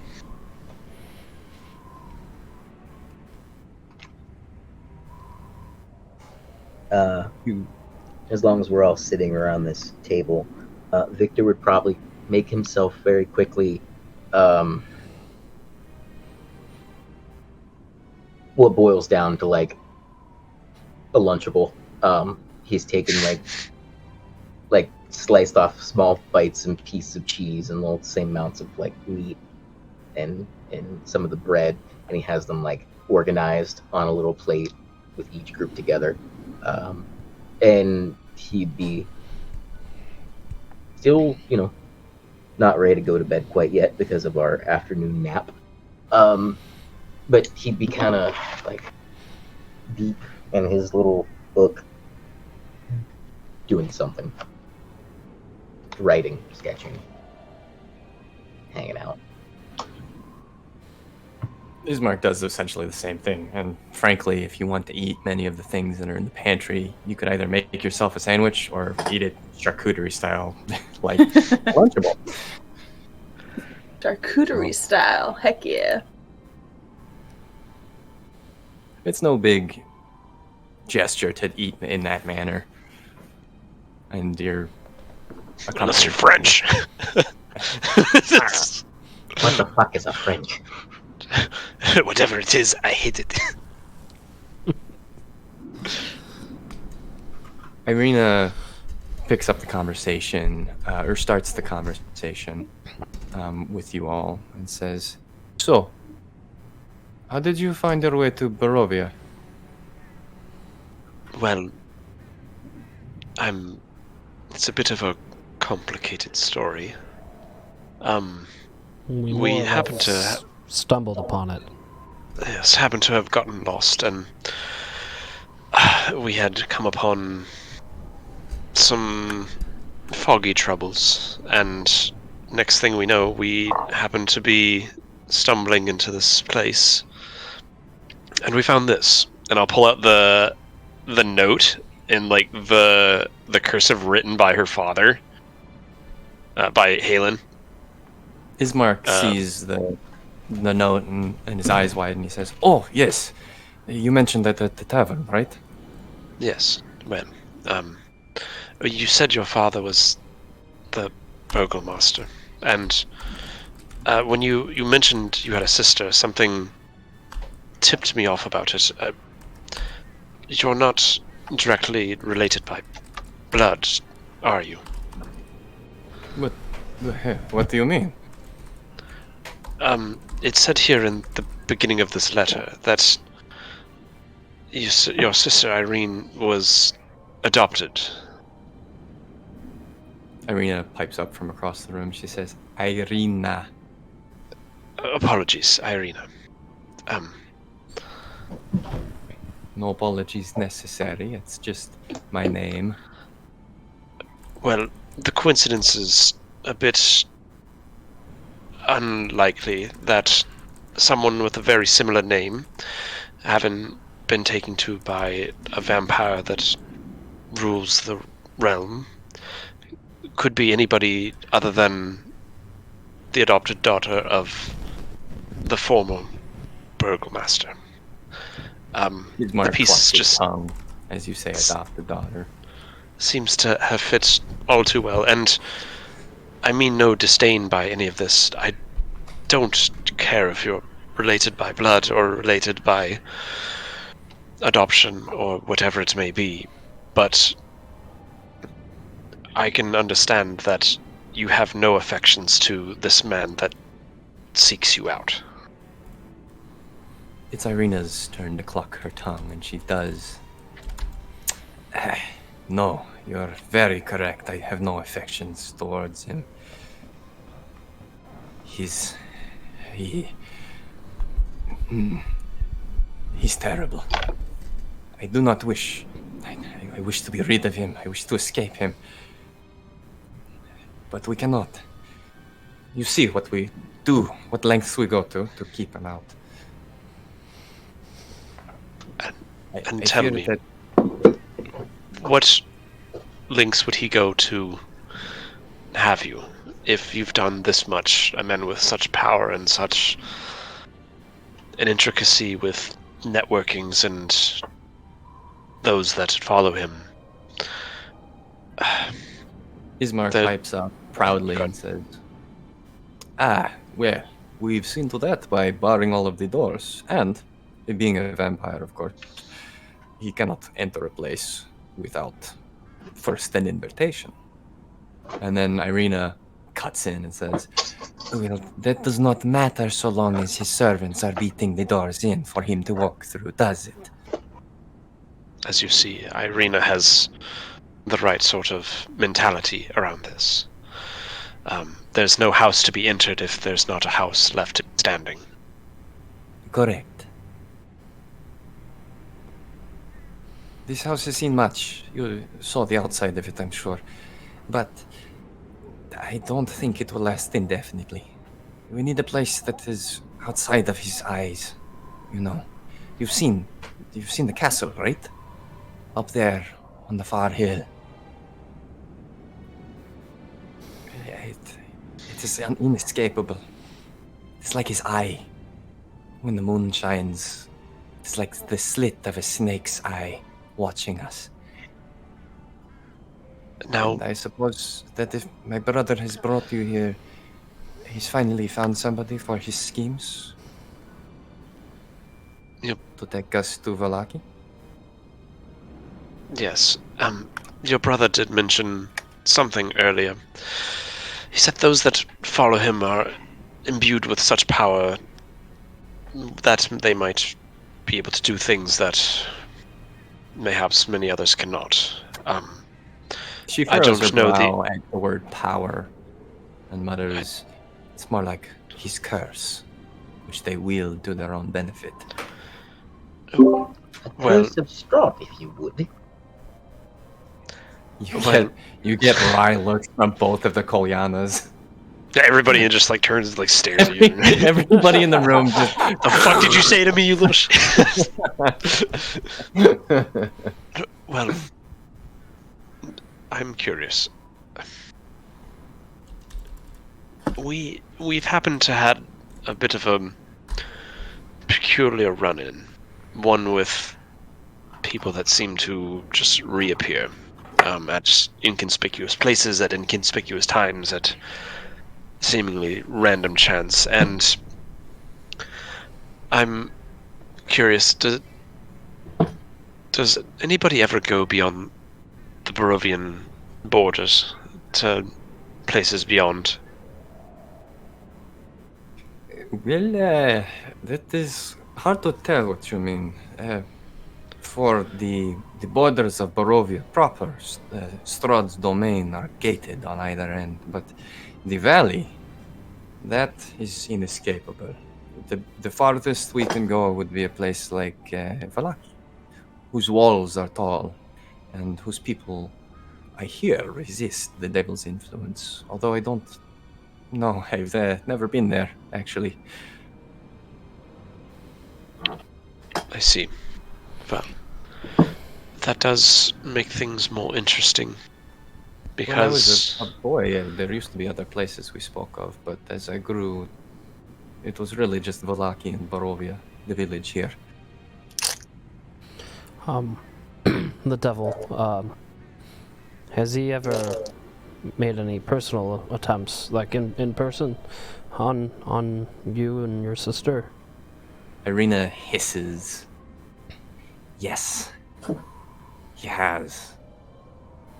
You look, and she has a posture which exudes a sort of strength, but she's gripping the corner of her nightgown very, very tightly. Ismark looks to her and then to you, and as the silence begins to hang long between your question and an answer, he finally breaks that tension, saying, "Yes, he is already crossed our threshold twice. I will not see a third. I will not see him take what he wants one last time.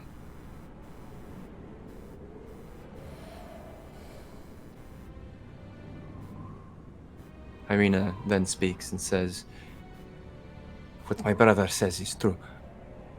Twice he has visited me in the night. Twice, by foolishness or folly, we saw each other. His eyes met mine. It's horrible." How, with all these precautions, was this before then, or how did he get in? Yes, it was before. It was when my father was still living. The first time was very long ago. I was younger then, a younger woman. You look and see she's fairly young now, which means she was very young then. He said he saw someone in me. And with that immediate way that crude men have, he asked me to invite him in, and I did. If you ever see the devil, do not look in his eyes.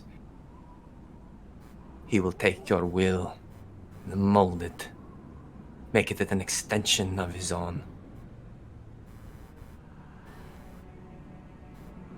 If he's The been a worst part- problem, Eh? if he's been a problem, why haven't you left already? Because Why she wait? can't. Because she would be more vulnerable then than she would now. Ismark steps in at that point, saying, "Yes, what your friend says is absolutely right. And we have talked to groups before about ferrying us there, but many have not been up to the task. Many have not wished to take it up, or many others have simply been driven mad by the circumstances." Well, I personally will see that this devil monster will not come near you again. You have my word, I'll be with you too along the way. Irina looks at you, and it's in a moment where she sort of snaps out of memory that she looks at you. She scrutinizes you for a moment, hearing your words, but evaluating you for saying them. She breaks a crisp smile, which does not reach her eyes, and says, "You are very good to say that you will try. It does mean something."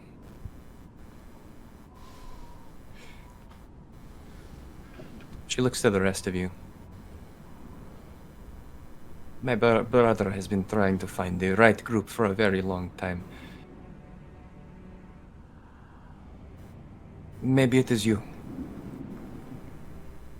I hope it is.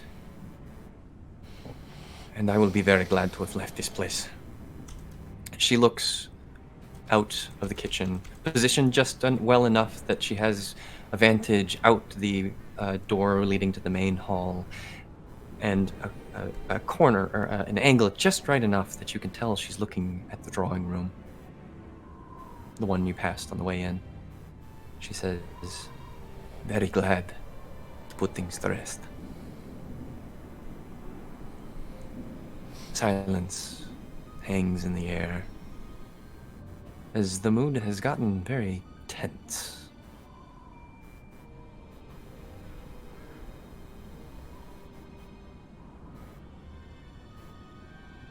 Well, I do best believe that rest is calling upon us all. And with your words, the spell breaks. You all come If, to.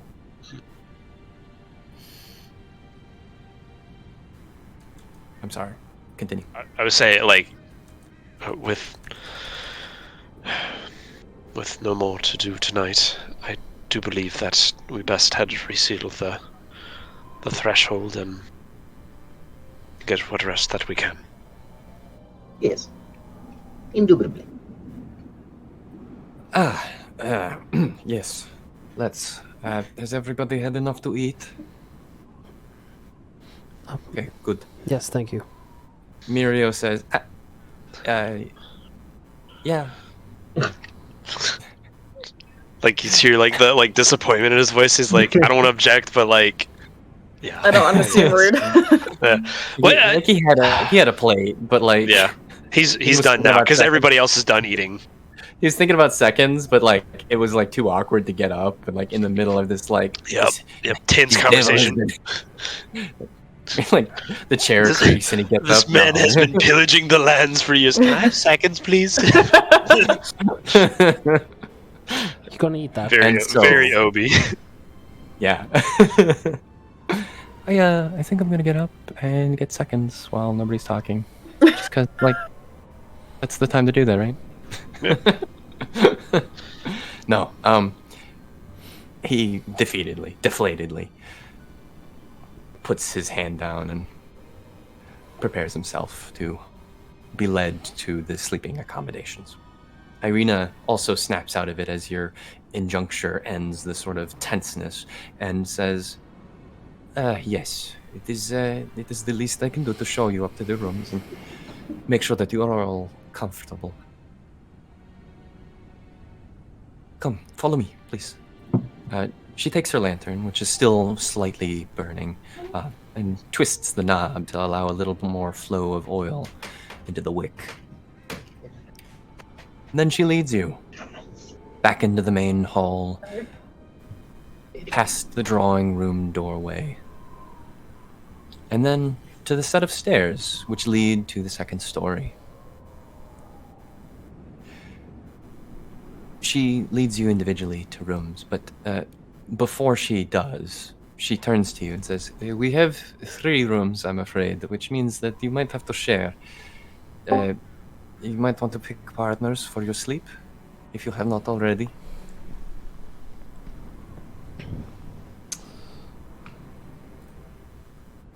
Well, I frankly don't have much mind for a pairing, but I will say that whoever is paired with me, it would put my mind at ease knowing that they're just as attentive as I am right now. But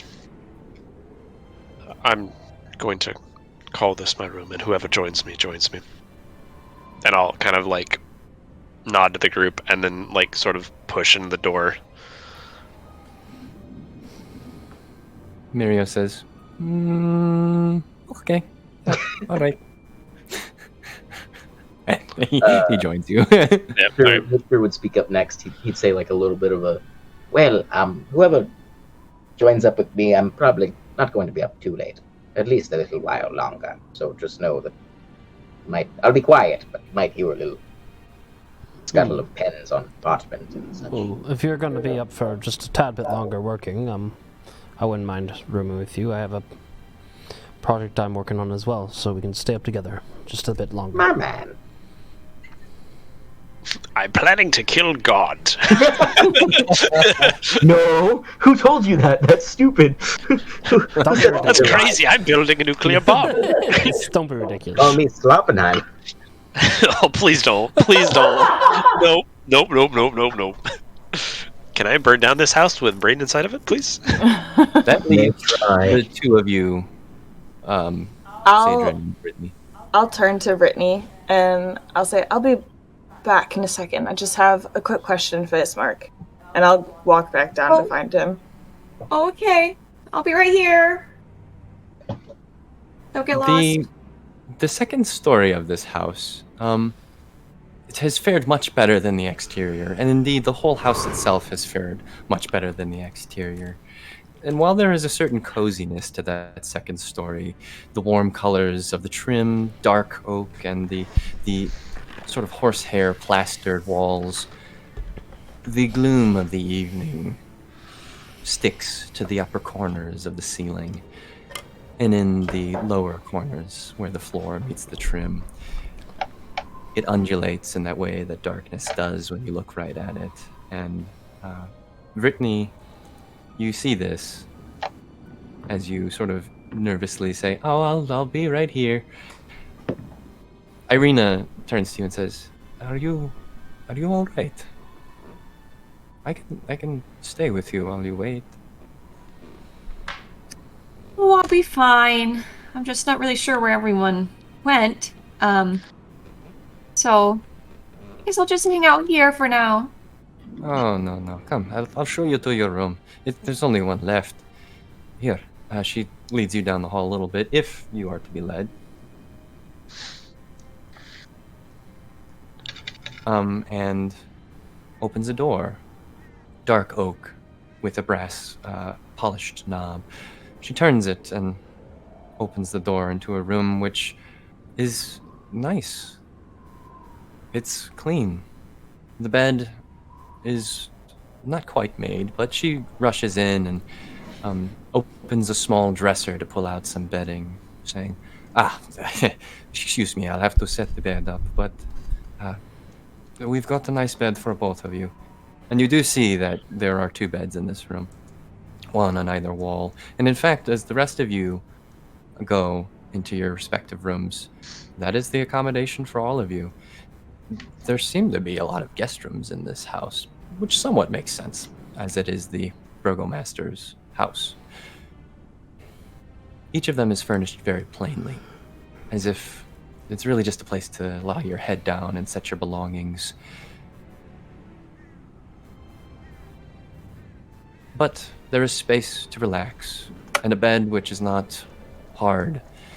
In fact, it looks to be rather soft, a feather of some sort, crushed with its use over time, but feather no less.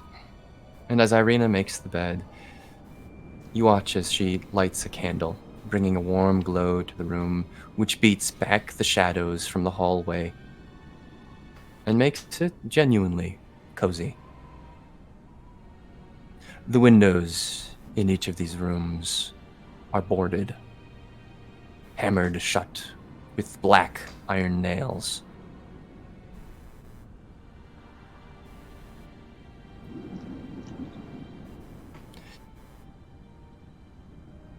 Irina finally finishes setting the bed up and says, "There you are." It is quite cozy, if not a little extra secure. Is there a reason boarded up like that? She gives you a quizzical look for a moment, and then it's like a light goes on in her head. She says, "Oh, yes, even on the second floor. Many creatures serve Strahd, most notably the bats." And just as she says that, you hear a thunk as something hits one of the wooden boards in one of the room. She jolts and says, "They are blind, so sometimes they run into the house." From the other room, we hear, "Actually, that's a myth. Bats are not blind. They have supreme eyesight." What? I don't have time for that. Maybe in any case, the boards are there for your own safety, my dear.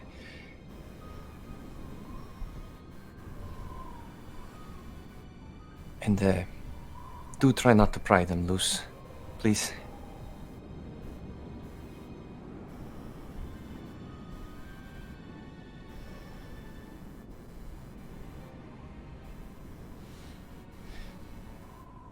Irina leaves the room, and the rest of you she checks on, making sure everything is set up. She has a brief conversation with Victor about bats. And then Sadrin, you went downstairs to check on something with Ismark. Mm-hmm. You trot down the stairs and walk past the main entry. quickly going into the kitchen, you see Ismark is tidying things up there. And also putting together a tea tray with cups that look like they are all mismatched, but ceramic and hardy in nature. He's pouring a lovely pine-scented tea into the cups as you enter. It spills a little bit, jolting as you do, saying, "Oh, hello."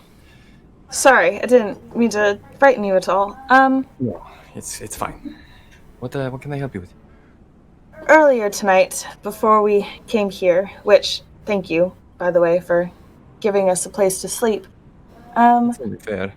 You shared that you've grown up here and that typically people like me aren't seen in this area. Does that mean you have seen someone that looks like me or has similar eyes and hair like me? He takes a look at you, and you see that he begins to fuzz into memory for a moment. Exactly, like the eyes and the hair. No,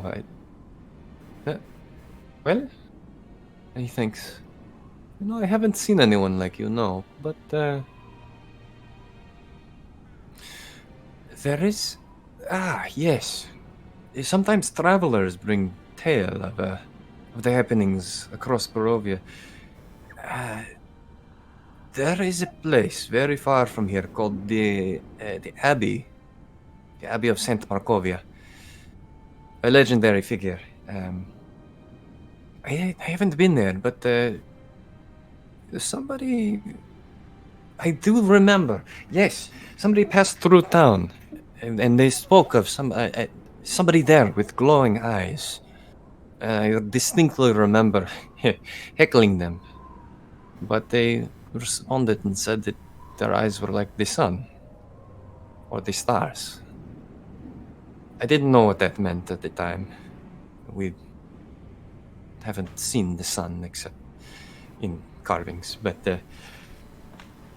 nor the stars. But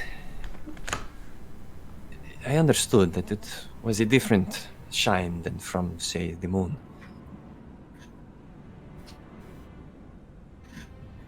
And moonlit eyes is typically what you find around these parts. Someone like you, someone unlike those who are here around most commonly. Someone like that is there at the Abbey. Interesting. Very. Another weird question. Do things often lurk in the dark shadows of this town? There is hardly a night where they don't. Something is more wrong in a night like that, when the air is still and the shadows do not glitter with eyes. I'm assuming evil things, probably nothing good. It's hard to say until you have seen the thing in the light. Hard to say whether something is evil or not. But you'd probably recommend not chasing something down if you see it in the night? Maybe not at night. But my father used to say that when we could, we should seek out those dark corners of what is ours to explore. We should drive it out. Part of my desire to bring Irina to Vallaki is to do just that. Take control over life and beat back the dark in some way. You're a good brother. I hope she knows that. I tell her that. You could tell her for me, and maybe she'd actually listen. But she's a good sister as well. Siblings are a blessing while they're around, that's for sure. Yes. No one to cut you down to size, and no one to watch your back like a sibling. So true. Well, I apologize for keeping you up, but just Not wanted to apologize. get some questions off my chest, so. Questions are good. They keep the mind sharp. And knowing this place, knowing my home, it's very easy to keep a dull mind. Keep your wits about you, and you'll cut through anything in this place. Well, Keep asking questions. That is the goal, I guess. Well, have a good night, Ismark. Good night. And I'll nod and turn. Before you go, I'm intending to bring this upstairs. Do you want any tea? I'll just leave it in your rooms. Sure. Doesn't hurt. All right. Do you want me to take it up for you? No, I'm not quite ready. I've Okay. just a few more things to prepare. I'll be up in a moment. I'll knock on your door. And I'll just walk back the way I came. You step back up the stairs, and just as you arrive, you see all the other doors are open or otherwise closed for the evening. The doors that are open are occupied by people making arrangements for sleep and rest otherwise. And you come upon the room where Irina is just fluffing the pillows. She says, you'll be sleeping here with your friend. Thank you. You're very welcome. If By there's the anything way- you need... Oh? Your brother is a very wise man. Did he tell you to tell me that? He did not. Sure. Did he bribe you to tell me that what you just said was not No. a fabrication? Oh, okay. No. Cross my heart. He is. When his head is not so big. He's a very good man. Yes. I am surprised the lengths to which he goes. And I'm very grateful that he found you both. And the rest of you as well. I will be glad to leave this place tomorrow. Well, we'll definitely make sure that we get you as far as we can. Thank you. Anyways, your beds are made. The sheets are fresh. I'll be retiring myself now. If you need anything, bother my brother. He's so good, I'm sure he'll help you immediately. Sounds like a plan. Yes, good night. Sleep well. Thank you. And yourself. And she dips out of the room. I'll close the door behind her. Slumber Let out a- party. Let out a big sigh. Walk over to my bed and just plop down. You set your bags down, and I don't know if you doff your armor even, but the bed is plush. Plusher than any bedroll accommodations may have been, and certainly quite a lot more plush than sleeping on this stone floor of that basement. It rejuvenates the need for sleep within you, and you feel the weight of something which had been so perching on your shoulders take off, flying into the softness of the bed and the pillow.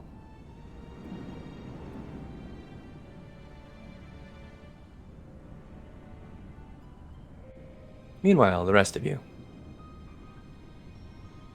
There's a room with Mirio and Sudril, and a room with Aiden and Victor.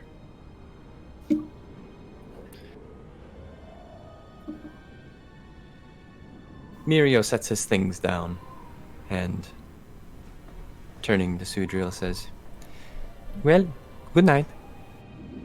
Again. Good night. Get some rest. I will. He sits on the edge of the bed for a little bit, and a cursory glance even shows you that he's brooding on something. But if he notices your attention, or if you linger long enough for him to notice, rather, he looks up to you, curtly nods, turns.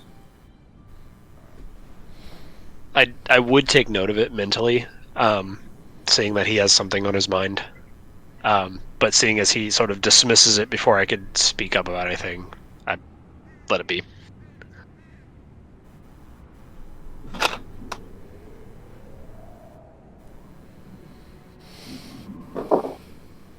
About 2 minutes later, you hear soft snoring.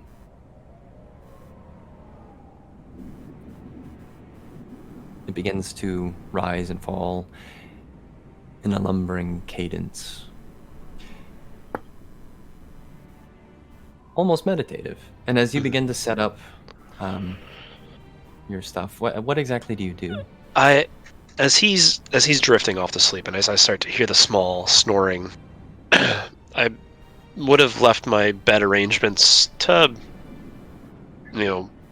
later time, but I would have sat down at whatever desk or whatever, station that I could, and began to peruse over my journal via the low candlelight, and just kind of see if I could patch together some notes about a thing I had been sort of working on, just to see if I could glean any insight of, some sort of breakthrough, some sort of, depth to continue on with this project of mine.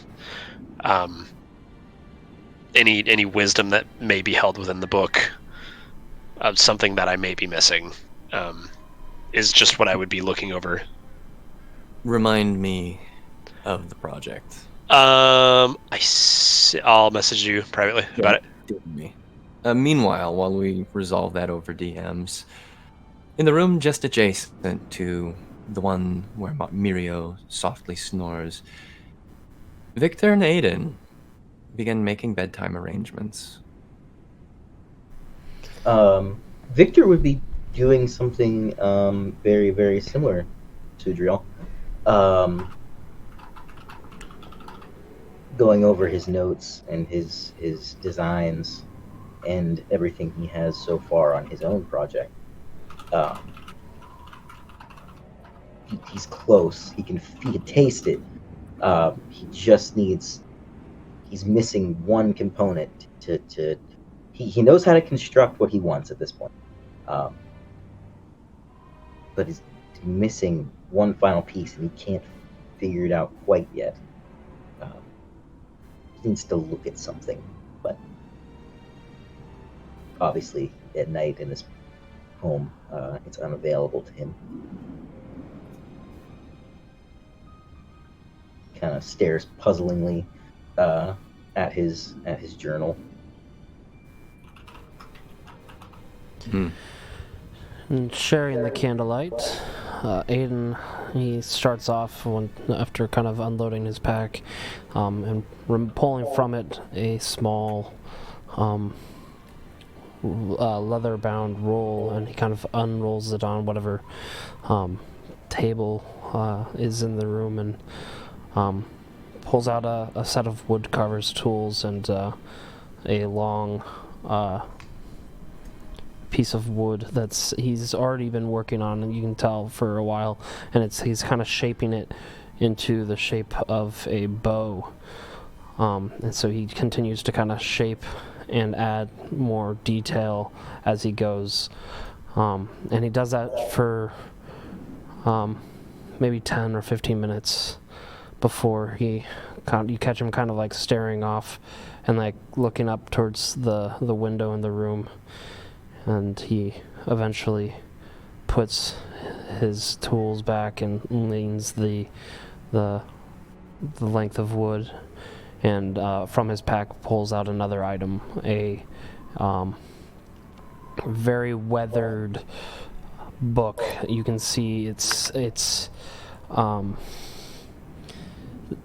cover seems to be falling apart, and the pages are stained. And he holds it and opens it, and you see him read a number of pages from the book, and it gets to kind of a certain part and kind of stops and closes it. Would I have caught any of the words he was saying? Or were you reading silently? I was reading silently. Okay. I think Victor... other question. Would Victor have noticed his tension before we came in the house? Who? I don't know if I want to retcon. No, that that's at this fine. point. That's what's fine. your passive? What's your passive perception? Hi. 13. A 13? You know, I think you would have noticed the tension. Perhaps not all of the aspects that I described to Sadrin, but Mhm. probably the tenseness in the posture. Okay. So, without looking up from his book, kind of giving a dead stare to it, he kind of give a, say, what were you so tense about earlier, before we came into the domicile? Was it the mention of Strahd, or was it something deeper? Oh, yeah. I guess I was thrown off by Strahd. I didn't. Don't think I expected.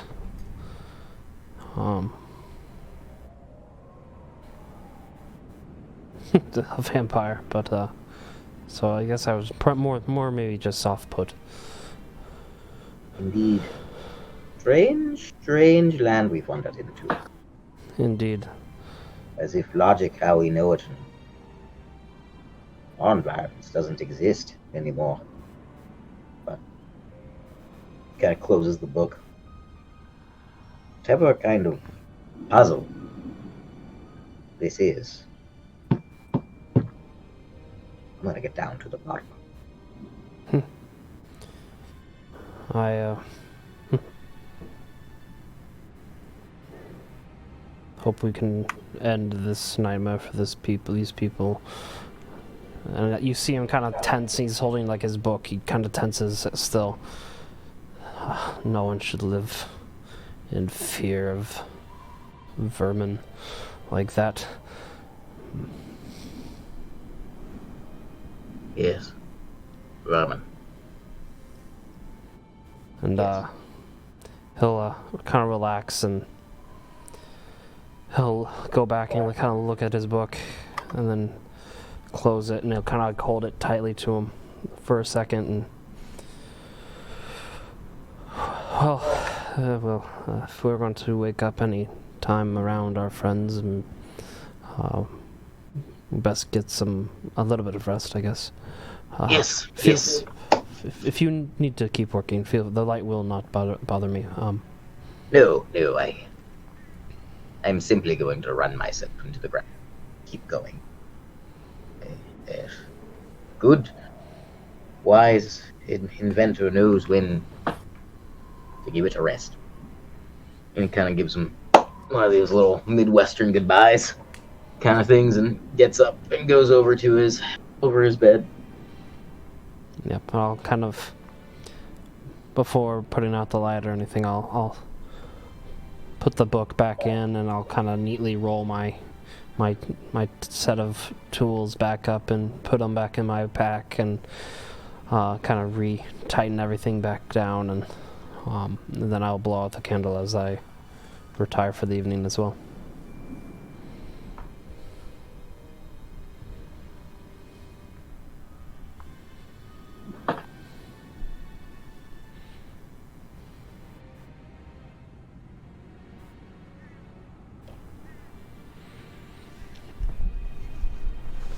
Now, did you get my message? Uh-oh. Did we lose Matt? Uh-oh. Uh-oh. No DM will take over. Oh no! Uh-oh. Hey, what's up? All the Strahd comments we made. I was like getting a little upset that Zach kept saying "uh-oh" over me narrating. Uh-oh. Uh-oh.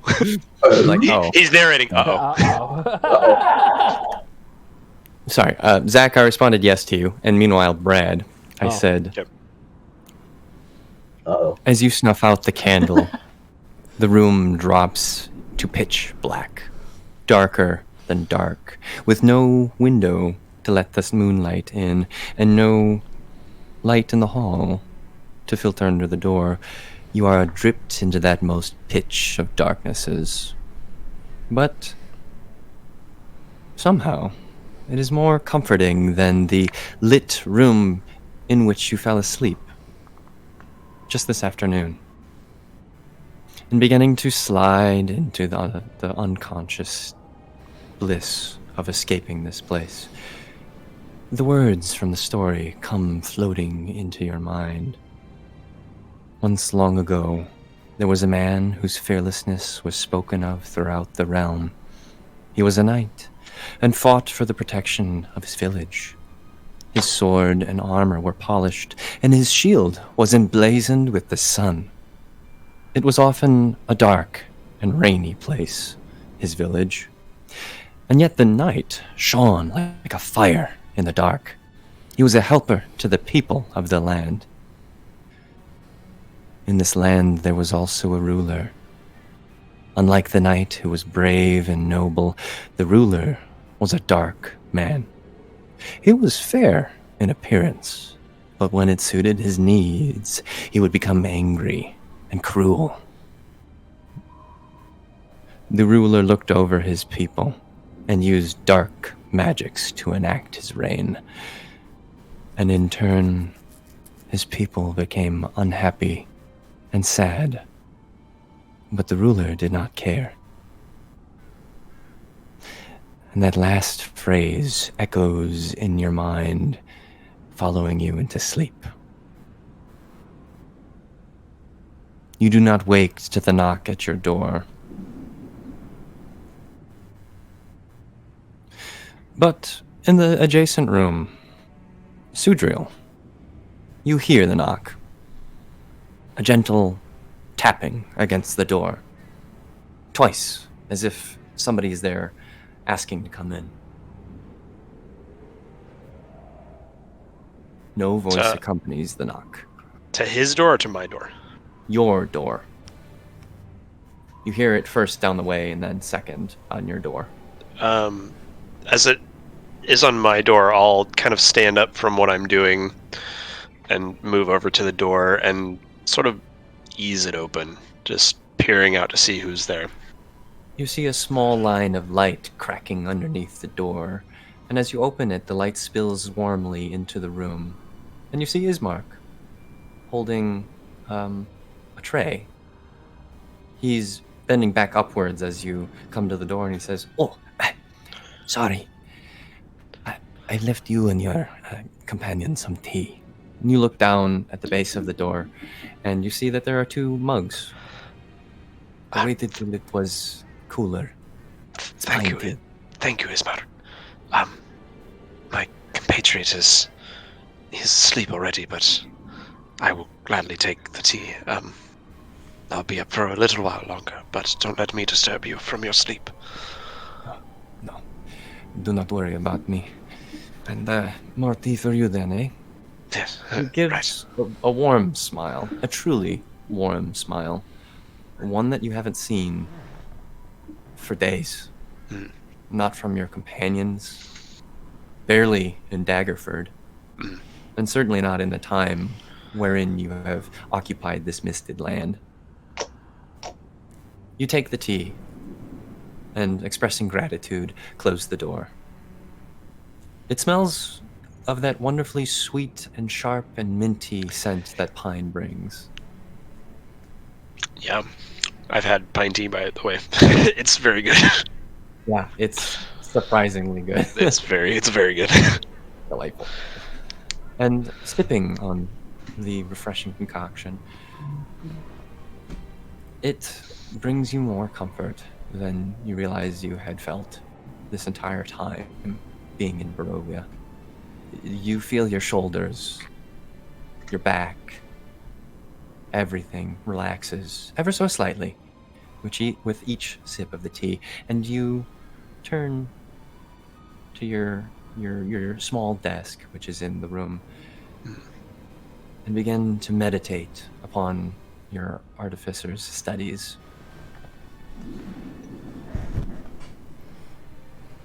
Yeah, with the tea kind of soothing my nerves a bit more, and with my focus being a little more kind of directed. My project, I think I'd like to get into my project a little bit more, no matter the hours that it takes, but I think I would go pretty early in the morning with this. Mm-hmm. You use the tea then as fuel to propel you into that relaxed state that you need to trance, and shortly fall into it, meaning to begin working as soon as you can. And in the last room, you hear another knock, short, polite, and followed by whispering voices in the hall.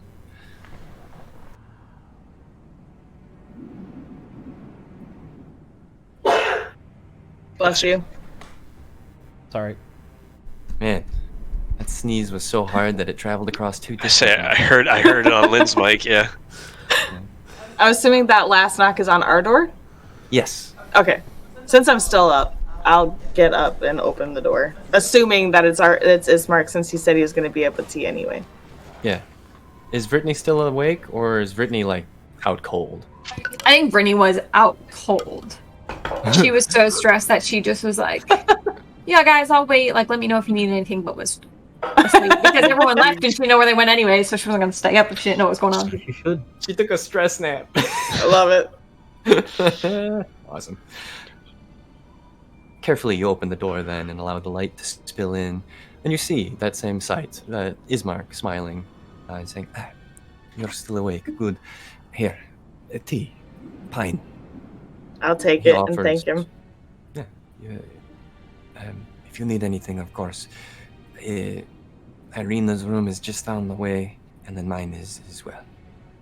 Thank you. Appreciate it. You're very welcome. Have a good night. And he You too. goes down the hall.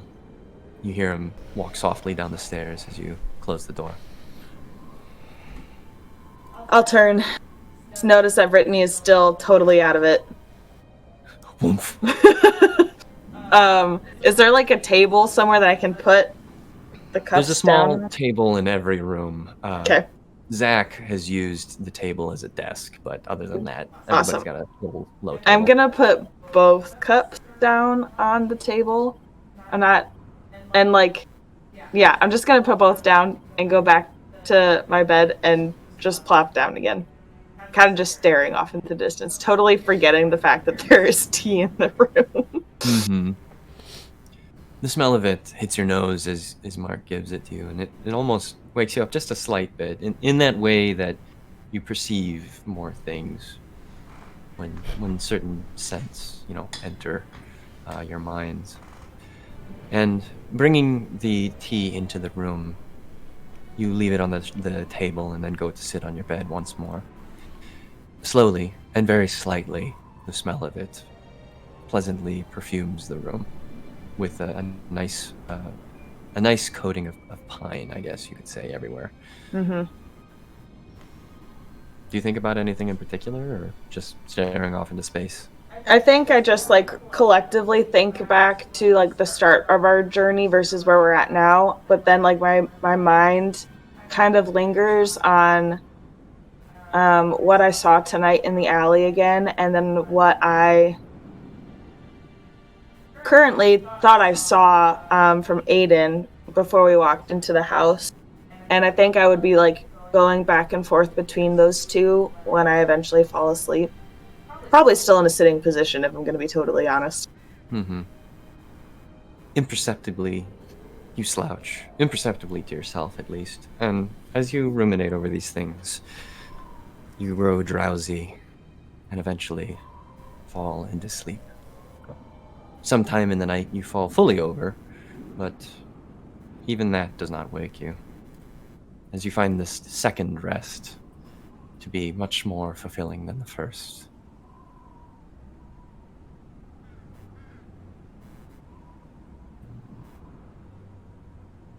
Who in this room would like to have dreams? Sure. Why not? Me. Victor. Nightmare. He just dreams Why he's not back in the be city and good goes, ones, fuck yeah, concrete. Brittany is so exhausted. She is in that mode where, like, you're too tired to have a dream. And so she slips into the blackness of sleep. And when the morning comes, returns. But in the interstitial night, she sleeps without dreams. Aiden has practiced the art of not dreaming so as not to be visited by his past. And so, once more, with more fervor than usual, he undergoes that process, thinking cognizantly until slipping off into sleep. Sudriel he literally cannot dream, so there's that. Yep. I'm always high on drugs.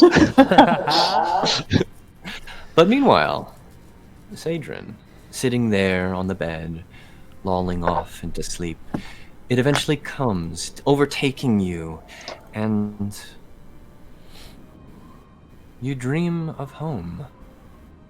Not in the way that it was when you left, that disjointed and ruined almost place that it was, but you remember it in its most fond of forms.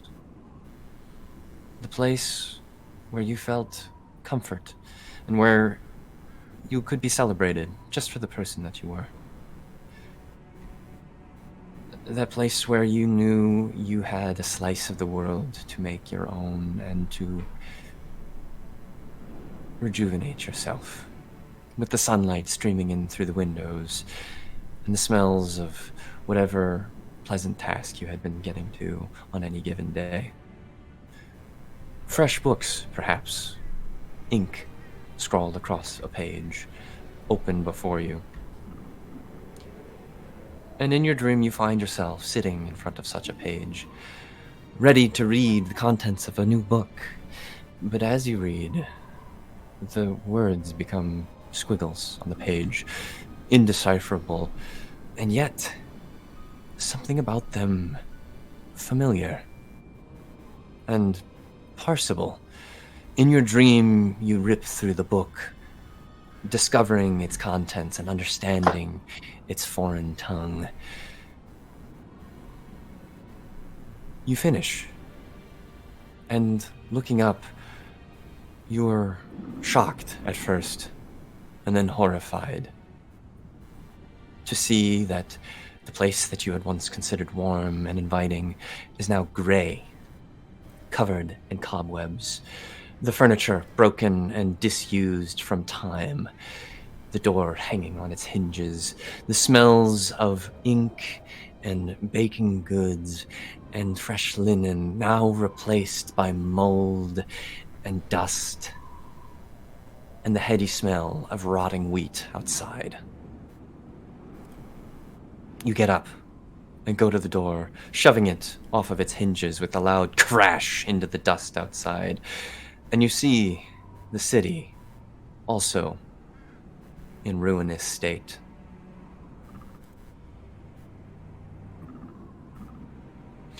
This place you once knew, the faces that you might have once seen, and the very essence, the spirit of the city is sapped. Waterdeep you come from, yes? Mm-hmm.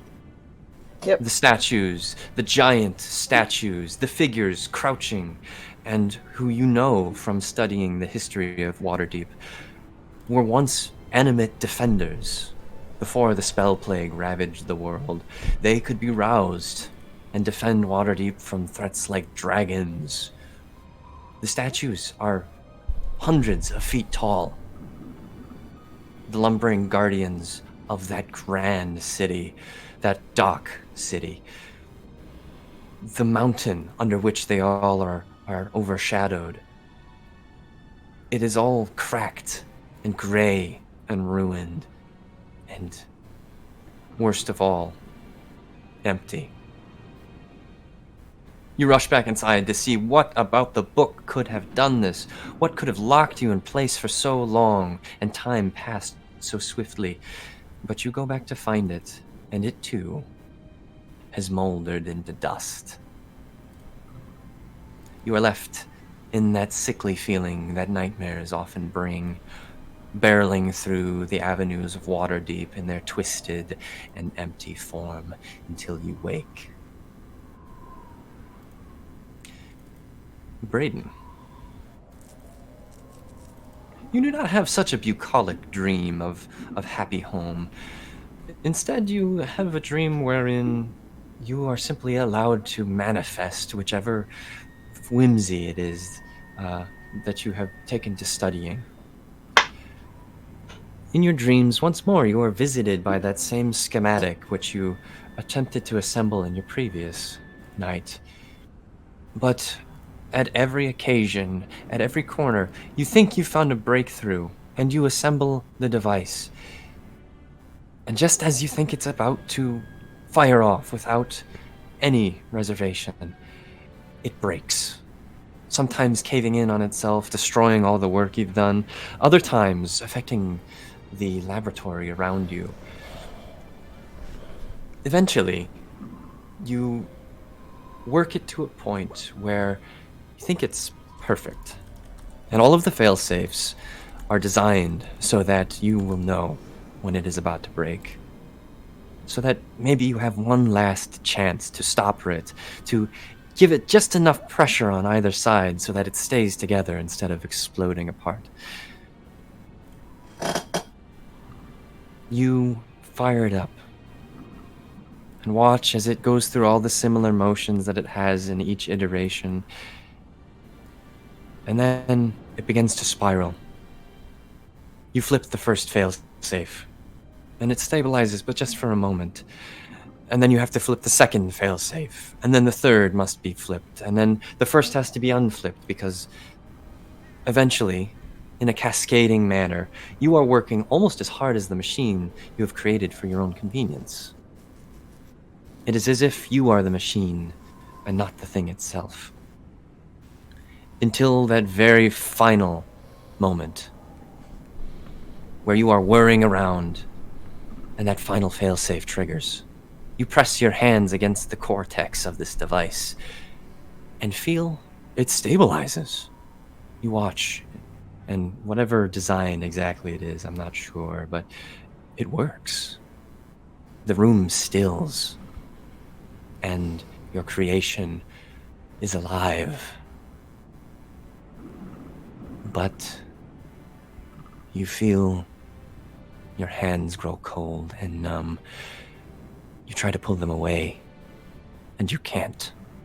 The machine begins to snap the thread from your very body, unraveling it literally into its heart.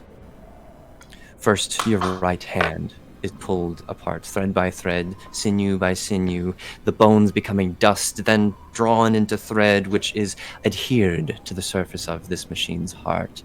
And in horror, you watch as the rest of your body, slowly, painfully, and at any distance that you try to run from it, is drawn into the machine. The last thing you see before you wake is the tip of your nose spiraling out, following the rest of your jaw, leading up to your own brain. Fitful sleep you attain through these nightmarish vistas. Meanwhile, Zach, you wake up and start working. Give me an Arcana roll. All right. You snap out of your trance and begin to work. For your work is important. 23 on the Arcana. Nice. On a 23. Go ahead and level up. Hell yeah. Well, damn. Hell yeah. Big old And W. in the morning, when all of you rouse from sleep, exhausted as some of you will be from your dreams, and perfectly well rested, others of you will be, you feel as if you have gained the exact understanding of this land that you need to make your way through it. And you also take a level. Yeah, boy. Welcome to level 3, baby! Meanwhile, let's go. before the rest of you have awoken, Zach, you put your work ahead of you, and it all begins to click together. The puzzles that you had been thinking through and so had been stuck upon fall into place, and you realize that the obstacles contained within each puzzle were actually the keys to the other aspects of your design. They all interleave together and in harmony form your creation. Your eyes bulge open as you wake from trance and you fly to the desk beginning to work.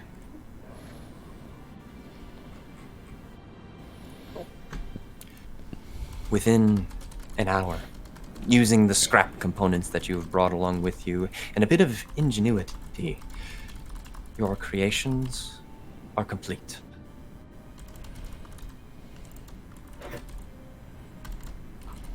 All right. If it's possible, I'd have the one thing do what I messaged you about. Yes. Yep. Shout out to everybody else in the room has no idea what's going on. Yeah. This guy. Meanwhile, everybody, take some time to level up, and I'm gonna go use the restroom real quick. All right. Cool. I was I'll gonna have to say, wait because I just tried to level up and I don't have access because I didn't buy the subclass yet on D&D Beyond. You should do that. That's Oh, okay. Is everybody in my campaign? Did I set up a D&D Beyond campaign? Yeah, for you we're guys? in a campaign. Should Yeah. have Are shared we? stuff. yeah. Yeah. Yeah. Let me I don't- check. am I in it? I think Yeah. so. You might not. Is she? I think Yep. so. Because I You're only looking. get one college. Campaigns. Like I'm getting one bard Beckoning college option. Mist. Yeah, I'm in it. Mirio, Victor, Brittany. Yeah, I've seen. Yeah, Right. Yeah, because you See asked all for six? all of it. Yeah. All right. Did you why don't enjoy- you guys did you, tell share me it? what you want, and if I have it, which is likely the case, I will give it to you. Sound good? What do you mean? Thank you. It's What do I mean by that? I'll Like you would add it to my character sheet? Yeah, because there are some things that I will have access to that apparently you. Will I would have to look not. them up because I'm not familiar with bards It in 5e. should. Yeah, that's okay. Do you not have yeah. the sharing enabled, Matt? I guess not. Let me check. It should just be a toggle, right? There should be, but also I'm like not seeing it either. So.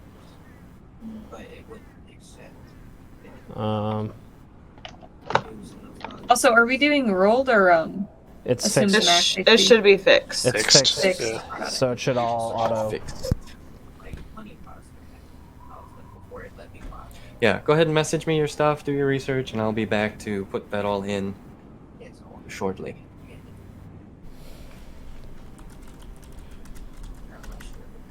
Okay, well, now let me Google bard colleges. This is the saddest level 3 level up I've ever had. Wow. I don't I get know why. anything with I this know why. level. Yeah, I know why. I was like, yeah, wait a second, hold on. Yep, it's that level. I don't get nothing. Yeah, because you already got it. You already got your cool stuff. The rest of us get cool stuff now, though. Yep. Like my. Oh, I'm actually a class now. That's cool. I know. Right? Me too. Who would have thought? That's wild. It's crazy. Yo. It's crazy, bro. Crazy. Bro, that's crazy.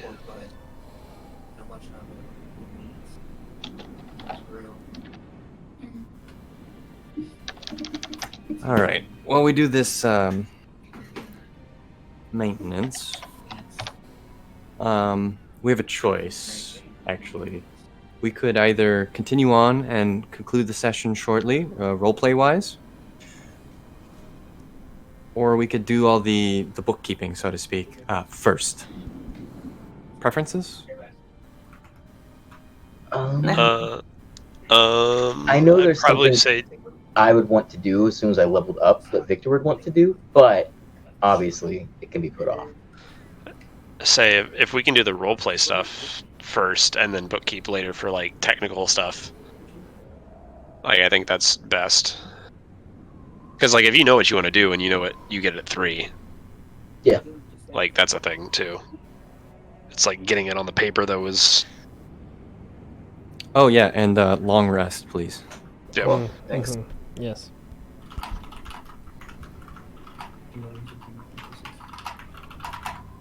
Yeah, actually, there was other steak leftovers still. Oh, like heat it up? Oh, sure. I thought you meant like cook more. I was like, why would you cook more? I'm pretty sure Taylor said there was more already. That big one that was thick as hell was actually 2 pieces of steak on top of each other, but I didn't know that, so I ended up picking 2 of them. Originally, I was just gonna cook 1. You were like, it's just one big steak. That's funny. But then halfway through it, I realized it was 2 of them, so I put that shit in half. Getting a wave of sadness because I remember I had to get my birth control taken out this month. Yay. Ooh.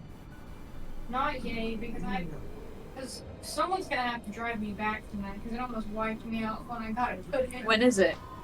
The next one on. But I'm like. No. When is your appointment? I need to make. It's one of those things that if it comes out a little later, like it doesn't harm me. Yeah, my level 3 is sick, guys. Yep. This is An extra attack, hell yeah! not quite, but it does a lot for Yeah. even roleplay wise. It does a lot for my character. So that's where I'm at too. Is just like this shit gets wild. Because I'm gonna be halfway to passing out. I need to get more sleep. Yeah, that's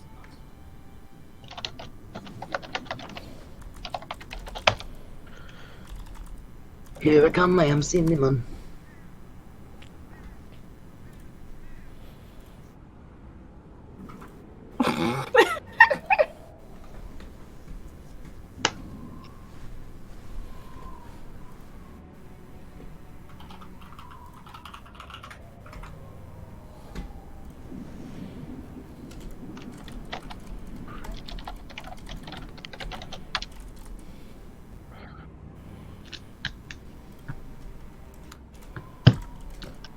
There's a couple of fun bard colleges. We might be able to kind of College work of it more Valor? from there. College of Valor. I also have a couple bard colleges I think that are. I've heard College of Lore is very good. College of Lore is good. It is. College of Valor solid.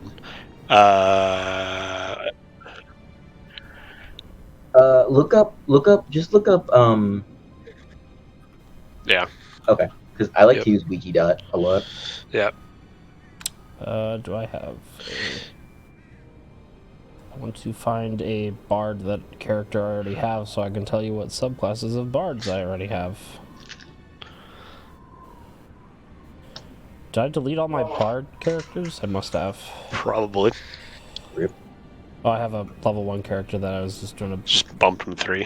Yeah, class. Bard. Add class. Bumped 3. Sparge College. I have creation, lore, swords, valor. Swords is good too. Swords can be fun as fuck. Swords is like Brad- fighter bard. Brad, did you build your character at all? What do you mean? You have no proficiencies selected. What do you mean? Shit. Oh. Go to your class tab. You're talking on the campaign. Yeah. Not in your campaign, no, Wait, because did- I remember. Did you do paper? No, here. No, I did it. No, yeah. Shareable link. Click to copy. There you go. There. All right. Well. For now, it seems that we have some reading to do and some setup to do. And I think it would be best that we conclude this session because we're nearing 11 o'clock, and the more time you guys have free for your evenings, the better. Okay. How does that sound? Sounds good. Gucci. Okay. Waking in the morning, You all rustle out of sleep and are free to interact with each other. Would you all wake up? I would wake up. For sure. I would hope so. He's not breathing! He's not breathing! Oh, good. I was just gonna say, Victor would wake up with a sudden jolt and not really remembering that Aiden was there beside him, going, I've got it! Very loudly. Everybody hears it. He'd grab his bag, and you'd hear him just barrel down the hallway, out into the daylight. Well, I guess he'd have to move. He'd see the furniture. Go, well, this will have to do. And very quickly, he starts taking things out of his bag that he had been working on, different pieces. That you didn't quite know he had anything like that with him. Like, you start to see very large pieces come out. He starts clicking them together and finding where they go and using his different tools. And finally gets it all together and puts his hand in the middle of it. And you start to hear the ting, ting, ting, ting, ting, ting of metal starting to work together. Kind of combustion on the inside. And underneath a plate in the chest, he inscribes one last little rune of Elvish. And before him stands a 7-foot-tall iron defender, or steel defender. Okay. And you hear from what I would assume like be the long term. You just hear the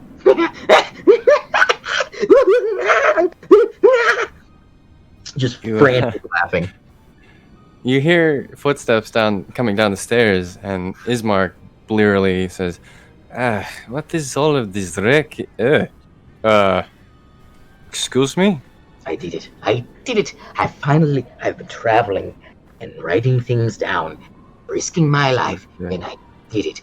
Finally, I cracked it. It was all so simple. It was just a little rune. Right that. It was a little rune. I did it. Oh my god. Did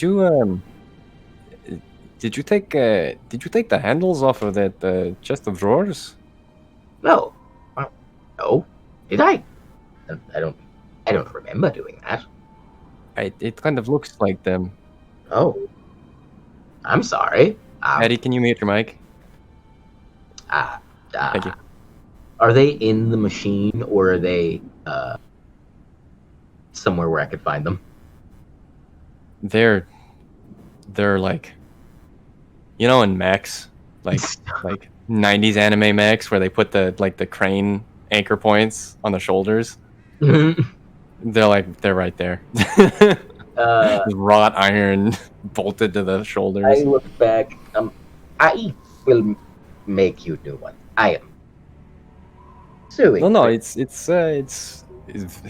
you're an intriguing individual. It won't hurt us, will it? No. It is completely under my control. All right. Watch. And I like Wait. And I juggle this. Oh, no, it's all right. I trust you. You don't have to do that. Okay. At least wait until we're outside. My goodness. Can it... it's that big forever, isn't it? Yes, but now we have someone to easily move all the furniture in front of. That catches his attention. He says, oh. All right, do whatever you want. He goes back upstairs. I turn around and go, Frank, move the crap. He said, wait until we're all ready. How about that? Oh, well, bye. Thank you, though. If you'd like breakfast, there is food set out in the pantry. He thinks about it. And meanwhile, we flash upstairs. You hear muffled from the other room, I got it! And not that high quite, but and then as footsteps thunder down the stair. And you're all left to wake up. How do you all wake up? Well, I I definitely. I definitely like gasp by myself awake, and I'm assuming since I was like sitting but then fell over, it wouldn't necessarily be a very like natural kind of jolting awake. It'd be more of like that almost falling off the bed, jolting awake. So I like catch myself, look around the room, notice that like everything was as it was when I went to bed, and then I look over at Brittany, who I'm assuming is either stirring or starting, or is already awake, or at least starting to wake up. Take a deep breath, plaster a smile on my face, and get out of bed. The frame creaks slightly as you rouse out of bed, and you look to see that the tea is now cold on the table. Its smell no longer perfumes the room, but it reminds you of the hospitality that you've been shown in this house, and that, if anything, starts your day a little brighter than the sleep that you thought you would find comfort in. I'll make sure to grab the cups too and take them downstairs with me. I won't just leave them. You open the door, and there's something there. One moment.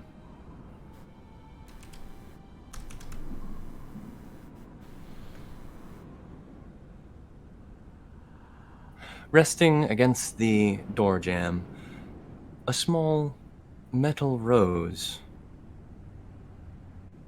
Its petals are surprisingly elegantly worked. The sheet metal used for them thin, but not so thin as to cut one on the corners of it.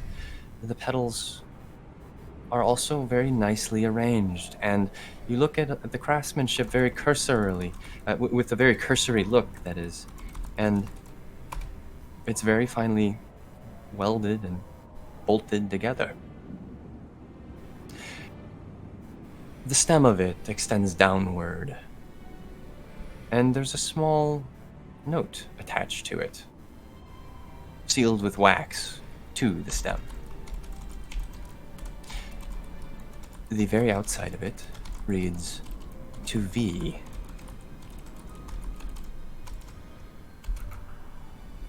I'll look back into the room. Brittany! Oh, what? And I have like the most messed up hair you've ever seen. I stress fell asleep, so like the like rouge that I had on my face is kind of like smudge. And like I have a little bit of drool. And I'm like, oh, what? When did I fall asleep? And I'll like do that weird panic where one's like, what do I do with what's in my hand? And I'll set the cups down on the ground. I'll pick up the rose and I'll like dash over to her and be like, I think this is for you. And hand it to her. Kind of like shoving it in her face. The label flaps in the sudden rush of wind that it is taken along in, and as it is given to you, you see plainly the seal and the recipient, to V.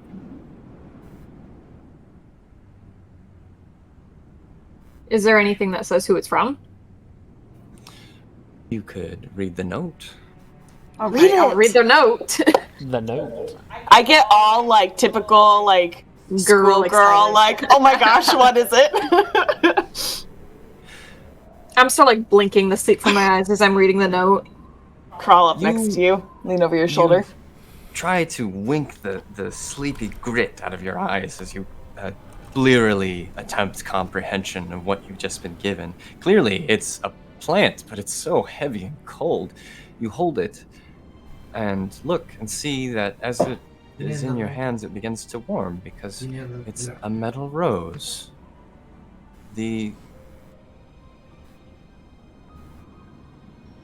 small note, you flip it and it's like a little card. You fold it open and It reads You look so pretty. in a very measured handwriting, spaced very precisely and clearly with a bit of training in calligraphy. Oh. You may either read it privately or thank share you. it with your roommate.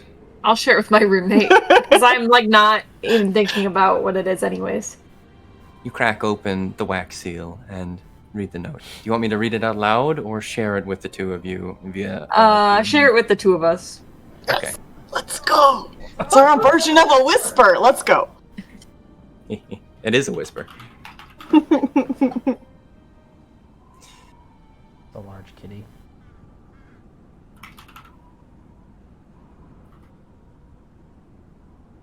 Come here, baby. There's pickles in.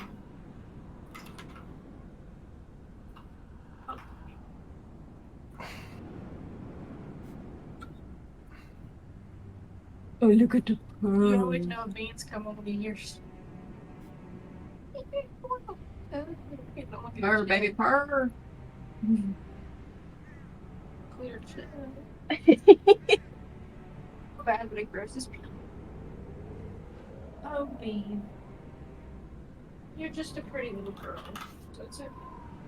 Were you gonna message it, Matt? Yeah. Okay. It's on its way.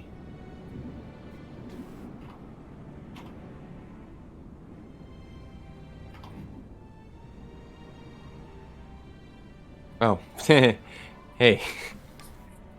There's a friend request in your inbox. I thought we were friends already. What? Well, that's a good sign. All right, here we go. It's on its way. Okay, cool. I think it's like.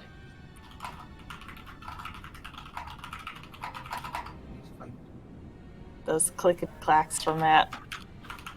There's jalapeno things.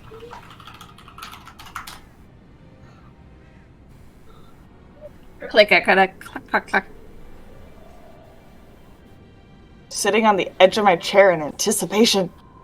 Do you read out loud or in your mind? In my mind? Definitely. Ouch! Weird. I'm cleaning her up. I wind it. You read the following. There we go, Frosty. Maybe. You mean Claire? That's it. And I As squeal. No. After I read it, I just squeal.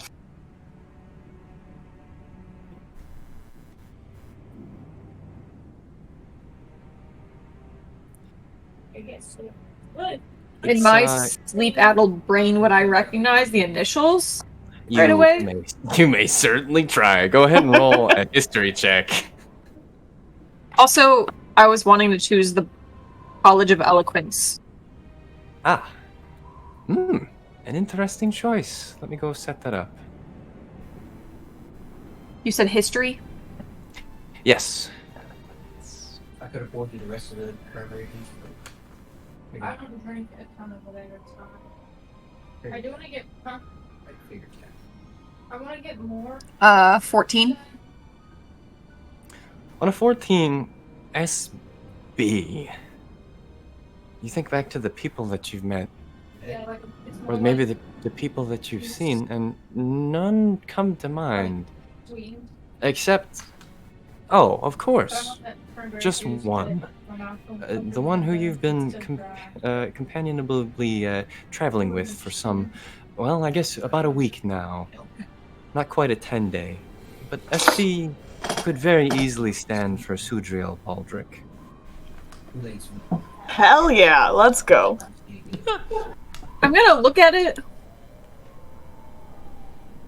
Sadrin, did I do something last night? I don't quite remember everything. I just don't see why I have this note. I think you just came to bed, honestly. Because when I got back to the room, you were already, like, totally knocked out. That's what I thought, but I don't really see what I've done to deserve this little gift. suppose I'll have to ask him myself, but it is a very beautiful rose, I will say. It is. I'm gonna So look around thoughtful, for too. anything to put it in the room.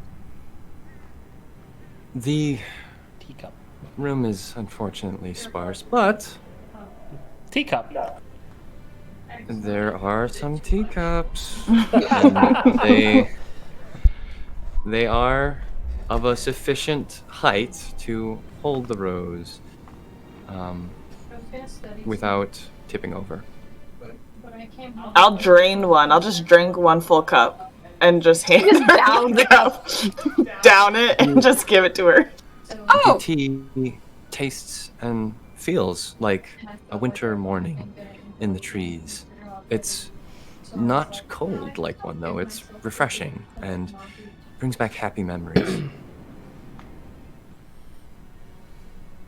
Well, thank you. can- Yeah. Guys. Says, just vanish on the left.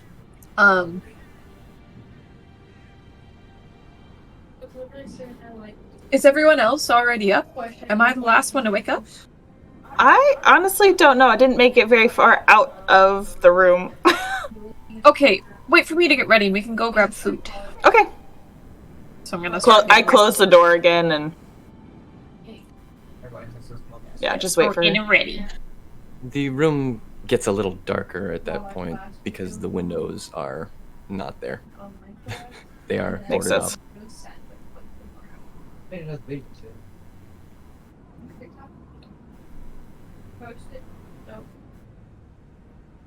You actually can't see in the room unless you have dark vision.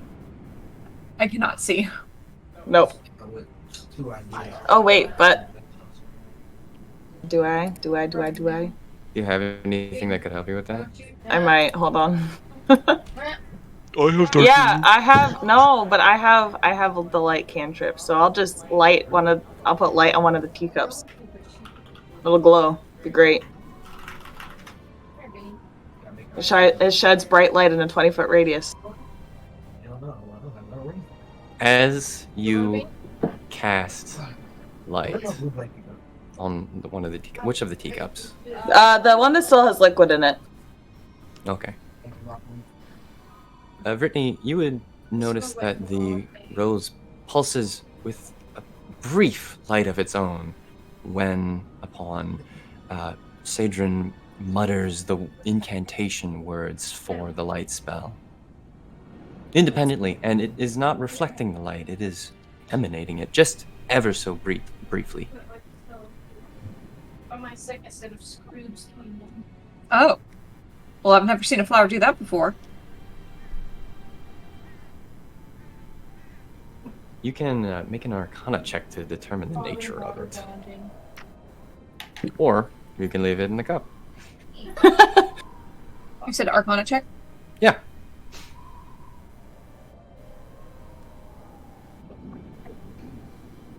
$18. Ooh. On an 18, something about the word light you understand is what triggered the brief pulse, but given that it was not being directly wielded, you suspect that it didn't quite have the arcane channel to do perhaps more than just a little pulse. Well, that's In any handy. case, for the moment, the other teacup lights the room, and you're able to go about preparing for your morning.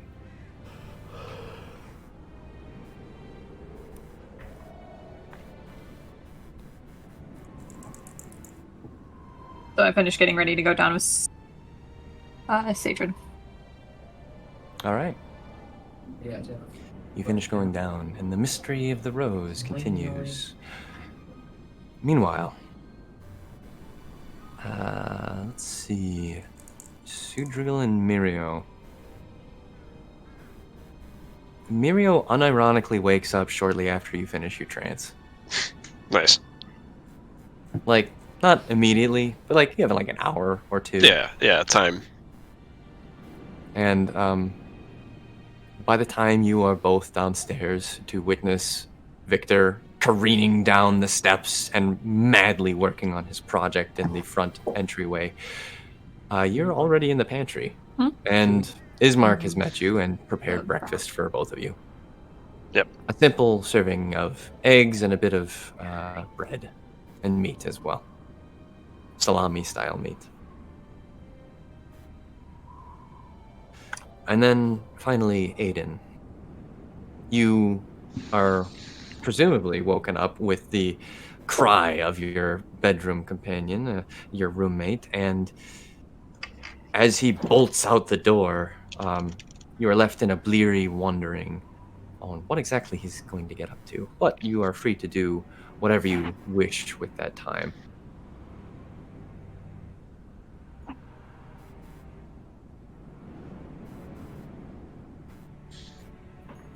For example, you could be like me and go back to sleep. Nice. Do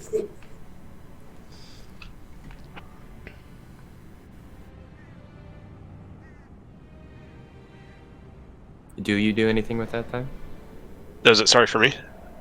Sorry, that's for Aiden. Oh, sorry.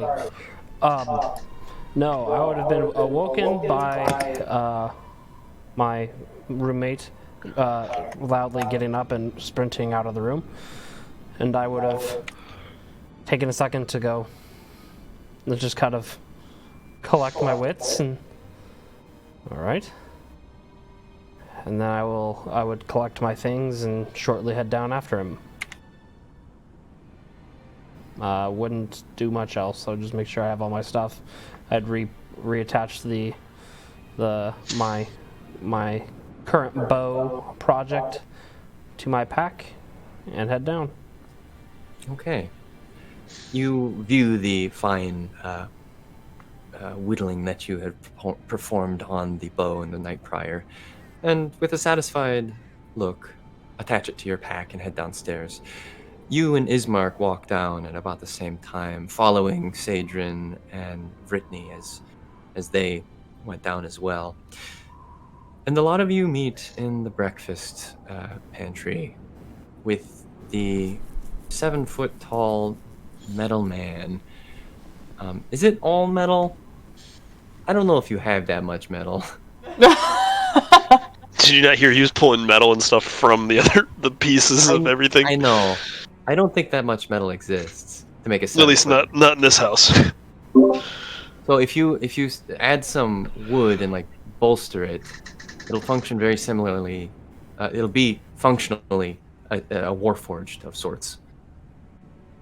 Because that's how the warforged are. They have wood and metal and other components as well. If that's an agreeable compromise story-wise. Yeah, I would say that a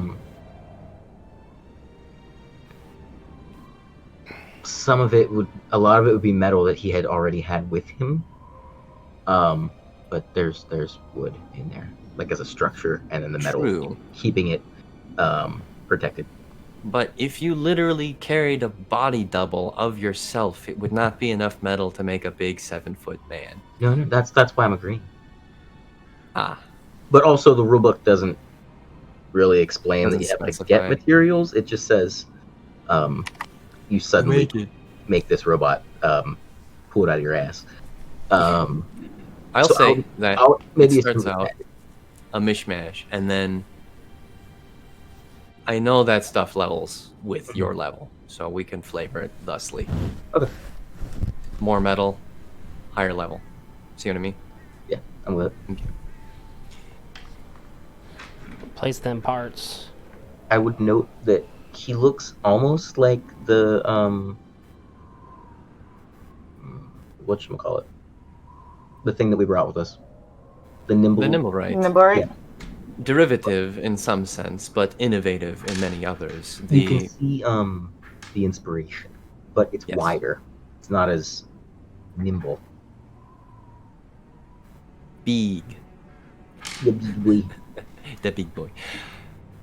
And as you congregate in the kitchen, Ismark offers you a question. So, I know you said you had other business you wish to finish in the village, but I do want to ask, when will we be getting going? Well, I assume as soon as we find the nimble right. But it should be a lot faster with another body.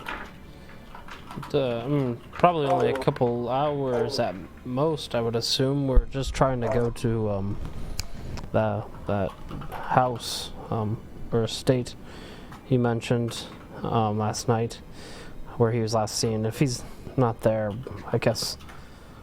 Well, I think that Sudriel and myself might get some forgiveness for this strange situation if we can't retrieve it. Alright, well. Yes, I would feel bad if we happen to lose the one thing we were supposed to keep track of. Yeah, what he said. He just kind of eats some cheese again.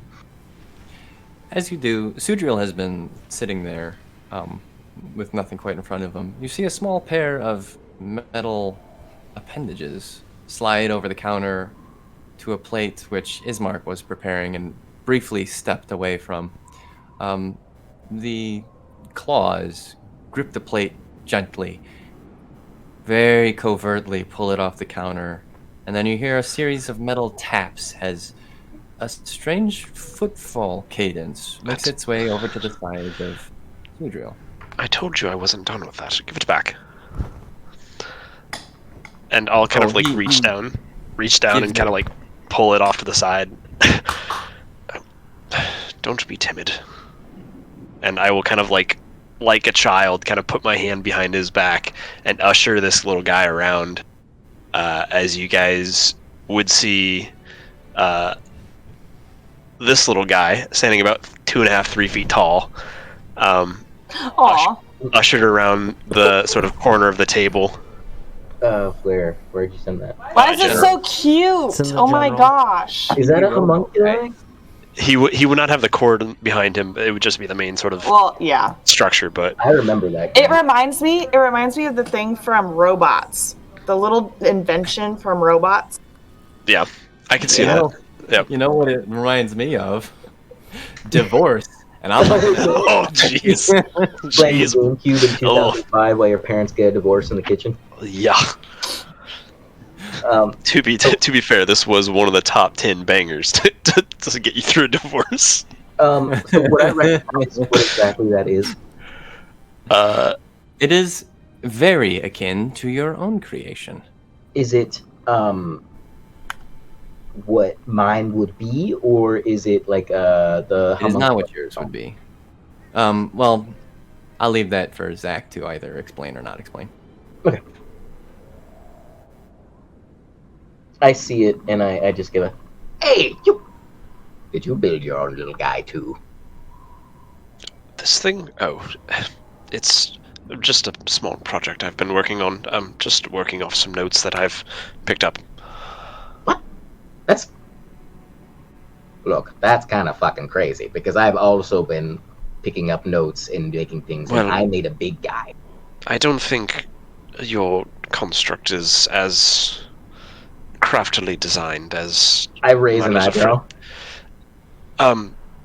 Show him what you can do. And the little robot would stick his arms sort of like out and do like full 360 gyro rotations of his arms. So he's got like a lot more mobility than what your giant guy would probably have. I go like this, and Frank comes over. And I'm gonna say, Frank, show him your shoe size. And he lifts it up, and it's like bigger than his construct's head. Mm. It's 4 feet. Oh, the head? Okay. The head. Wow. Yeah, the head. The head would probably be about a foot. Yeah. Right. Well, that is, if you could possibly even put that sort of foot against his head. He squints. Okay. And you see him pull out the same notebook he pulled out at the bar again, and he writes something else down. freaking Ryan from The Office. Yep. Is Irina walks into the room at that point and says, "Good, what? Did you find more?" Ismark says, "No, they made them." And Irina says, "What? Those?" And Ismark says, "Uh-huh. Don't ask." I had a dream. Right. Well, He talked to me about it for an hour before anybody else came in. time to turn in, and I'll kind of like reach down, and he'll sort of fold up into himself and kind of contract himself into a smaller size shape as he gets to about the size of a medium-sized cooking bowl. And Wouldn't be Roomba size, would he? he actually would be a little bit smaller than a This Roomba. motherfucker made a fucking pit droid. Watch those Yep. targets. Yep. Yep. And again, sort of strapping him to kind of just on the bottom of my back, kind of right where my crossbow was before him. I'd set my crossbow on the top of my pack now. So sort of like hiking, camping style. Yeah. You sling your friend across your back and see that Irina's jaw is slightly gave. She says, I don't, alright. That is amazing. Both of you.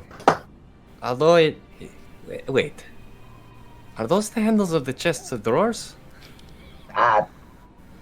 Yes, I am so sorry. I just thought that since you would... I got excited. I've been working on this for a long time, and I thought, hey, you guys are moving out today. You probably won't need them again, but I can understand how I kind of messed up. I will make you new ones. Oh, I mean, it works. You know? Yes, I did it for a reason, as you can see. The chest of drawers for what it was meant for anyways, so I guess better that way than not. Besides, that was just a hunk of wood and metal. And we're moving on to better things, like you said. So, yeah, maybe next time ask. You know, I don't want the doors to go missing. Of course, of course. I'm so sorry. I'm going to think about this for a very long time. I understand thinking about something so much that when the time comes for it, you just wish to go about it. And speaking of, when can we get going today? I want nothing more than to leave this village. Well, we do have to make a quick stop to see if we can find our other metallic friend, but after that, how long do you guys think that'll take? I say we give ourselves till lunch. Till lunch, eh? When do you eat lunch? Midday? Yeah. That gives us like what, 4 hours? 4.5 hours? How late in the morning is it? It is not super, well... Yeah, probably not super late in the morning, given that you slept a lot yesterday. Okay. That gives us at least 4 hours to look around. I don't even think it would take that long. Well, it might not, but it might be a good cushion to start with. And if it doesn't take us that long, then we can leave sooner. Irina scoffs and says, I don't think it would take you 4 hours to look around the whole of the village. Not if you're going quick. Who is this? What is this thing that you're... a metal man? Mm-hmm, basically. A slimmer version of this, and I point to Victor's object. I see. You peddle in these things, I suppose. Where is it? Where did we see it last?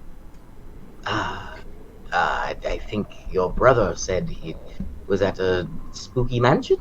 It is at the Durst Manor. That's right.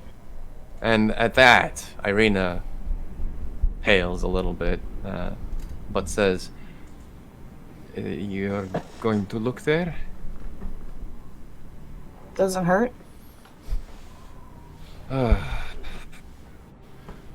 She sighs a little deflated and says, I wish I would have known. Oh. People who go there don't come back. So we've heard. People like you go there and don't come back. Like me or like us? Outsiders. People from outside of the land. What guarantee do you have that you'll come back?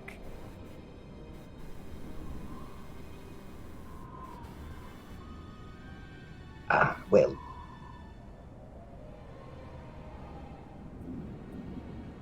Victor looks at everybody else for the answer. That house has been burned to its foundations. And then, in time, it comes back.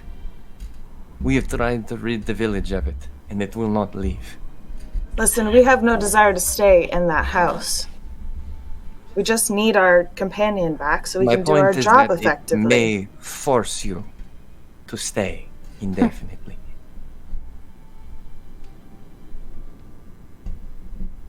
Well, then I guess we better be praying to our gods that we're able to overcome that. Ismark wrinkles his nose. He says, gods? Some of us may have more than one. There's just the Morning Lord. Unless there are others? Well, pretty sure my gods are not the same as yours. Same symbols, but different. Okay. Sure. He looks at you doubtfully. But you can tell, based on people you've met, kind of like this before, that he's not so convicted as to immediately begin assaulting your theology.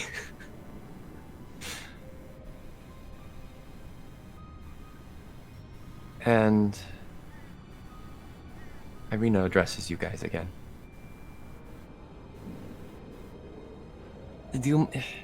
Must you go to that house? Surely it could be somewhere else in the village. Maybe it's in the wilderness. Well, I would wish it so, but I do not believe that is the case. We will be cautious, I guarantee you this. But just allow us to privy a small look.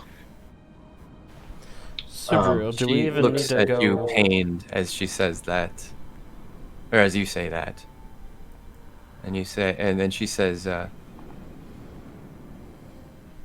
alright. I'll be very, very honest with you. I will wait until noon exactly. And if you have not returned, I will assume you have died. Fair Ismark enough. says, Irina. It's fair enough. Yes, thank you. I wish you all good luck. Srahd, And she retires. Do we even need to go in? Don't you have a connection with it as long as we get close? Well, if it's there? From what they've said, it sounds like this place isn't the most natural. And it walked away from us earlier to begin with. That's true. What's to say we can even get it back? Well, we might have to resort to more physical means, whether by dragging it out or whatever may be left of it. I don't imagine many of us have the strength to carry even as small as that one is. Seems rather heavy. I'm sure somebody does, and I'll look over my shoulder at the giant construct that's now standing in the room with us. Wait, what did Brad say? I'm sorry. He said, I don't know if any of us have the strength to really drag it out of there, and I was like, yep. Victor goes, besides, I think we all got a few more new. And you see out from underneath his jacket, he pulls a light crossbow out, and it kind of rests in his mechanical hand. And it fits in his hand really well, like he made it to sit there. and you see like the arcane energy come out of his hand and his fingers up into the bow, and it just has like little lines down it that glow a little bit. And he has a magical crossbow. His infusions are boss. Ismark's eyes widen as you pull back the energies into the stock of the bow. You're gonna say something? Oh, it's, I get that the new big one is fairly strong, or could be, but if you've lost control of this one already, what's to say you're not going to lose control of the new one? Well, I didn't build the old one, and I know how this one works. If worse comes to worse, there are contingencies that I have in place. As do I. I have 1, 2, at least 6 kill switches on this thing. That bastard isn't gonna turn me into yarn again. I squint. Alright, well, we're killing our morning light. Should get moving.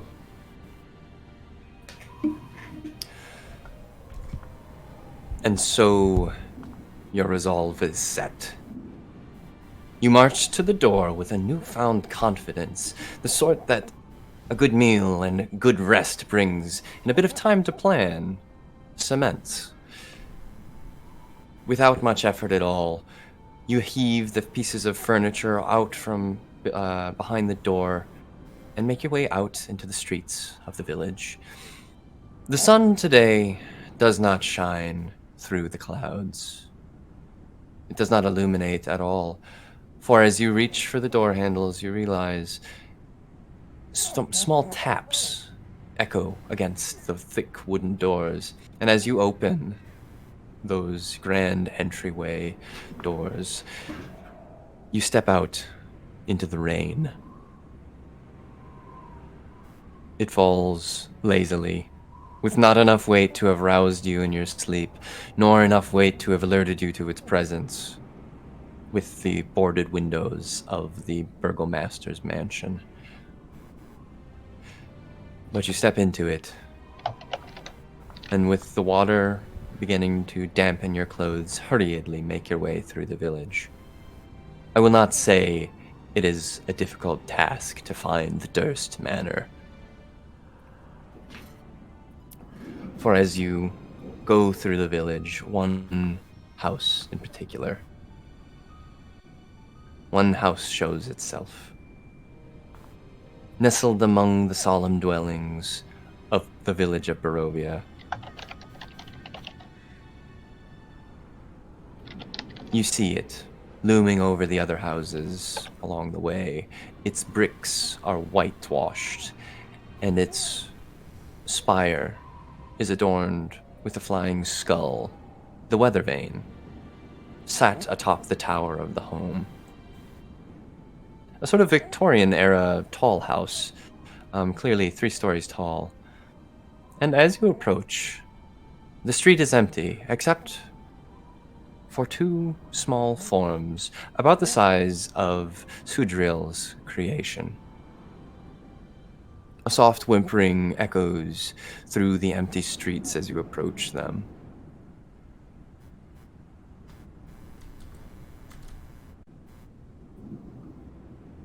The street, besides these 2, is lifeless. And as you look through the misted street to see exactly what these forms are, they appear to be children.